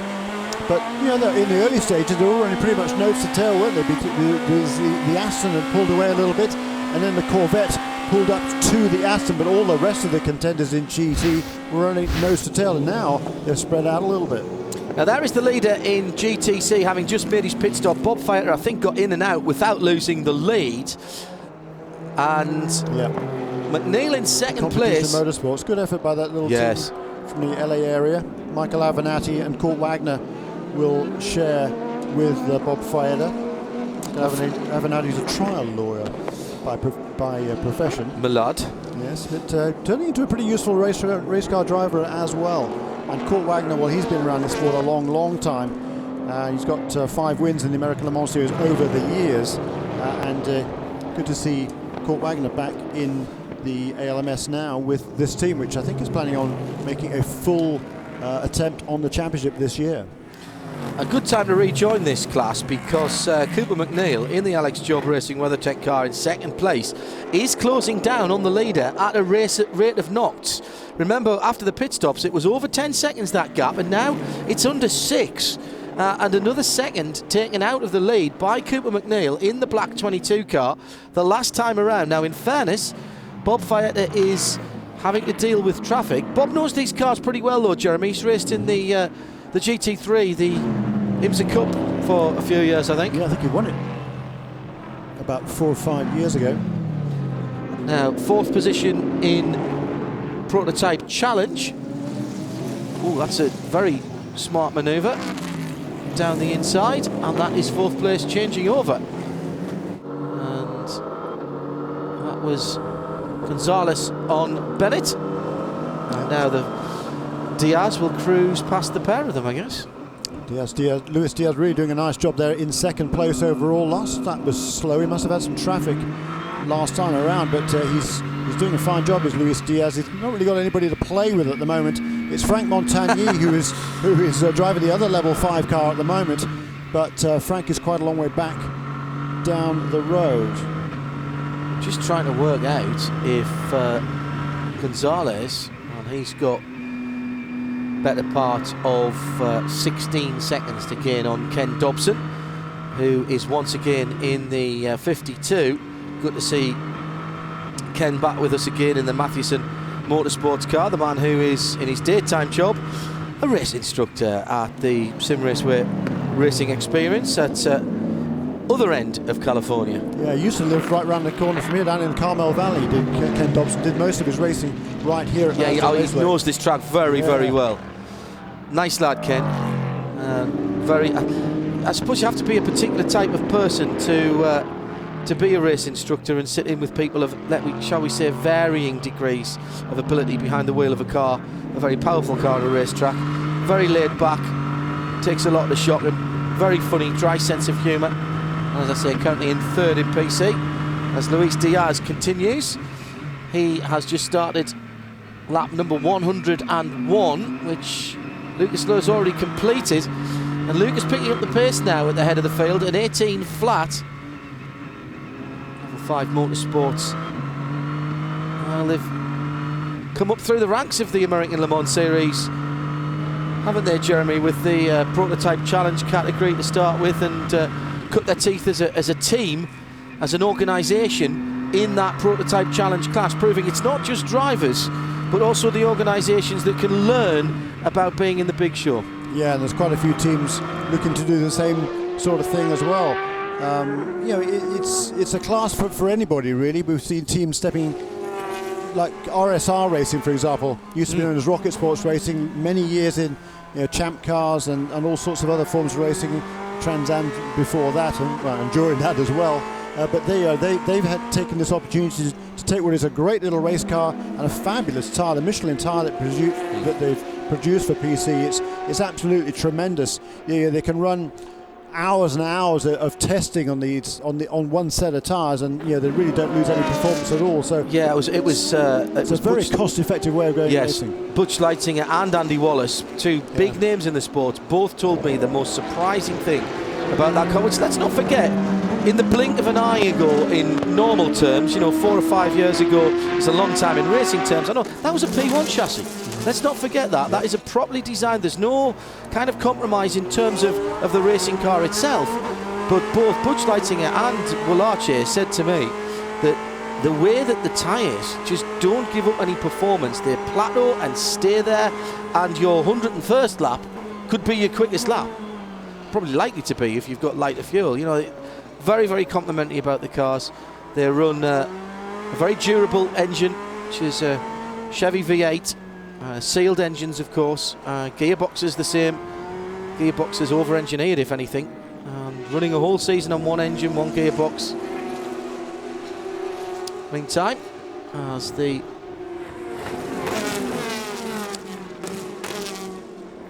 we work through the traffic, there's just about 3.5 hours still to go, and that prototype challenge and the GTC category proving, if proof were needed, the validity of these starters. The starter formula, ladder formula, if you like. There's Patrick Dempsey just coming down through the corkscrew. Talking of ladder formula, we've had a couple of races already, including the Cooper Tyres IMSA Lights. Cooper Tyres IMSA Light here at Mazda Raceway Laguna Seca. Tristan Nunez in the blue and yellow car from pole position, getting away. The action was behind him with Mikhail Goikberg, the series points leader, going off into gravel with John Brownson on the first lap. Dan Whelan had problems climbing the hill in the 88 car, and that left Tristan Nunez out front, coming back well after a mechanical failure last time out. He takes the checkered flag, and that's massive for the championship as he gets maximum points from this race.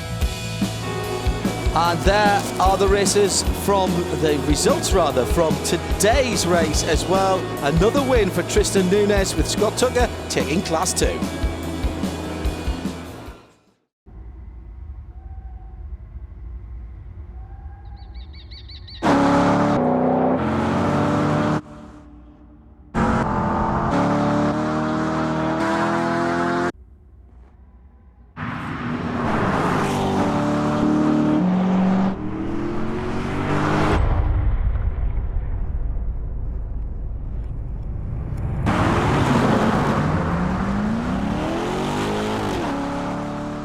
To get 40 miles per gallon, most car makers compromise performance.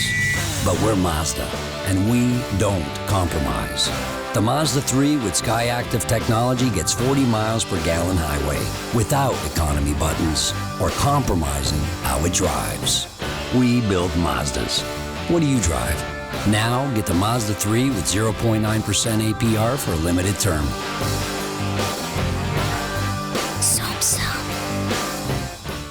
Hey, if you're like me, you hate when your gas-powered equipment won't start. It turns out the ethanol in street gas was causing deposits and dissolving my fuel lines. But then, I tried SEF small engine fuels. For 2 cycles, SEF is pre-mixed with oil, so you just pour it in and you're done. There's no ethanol in SEF, so you get quick starts, even after long-term storage.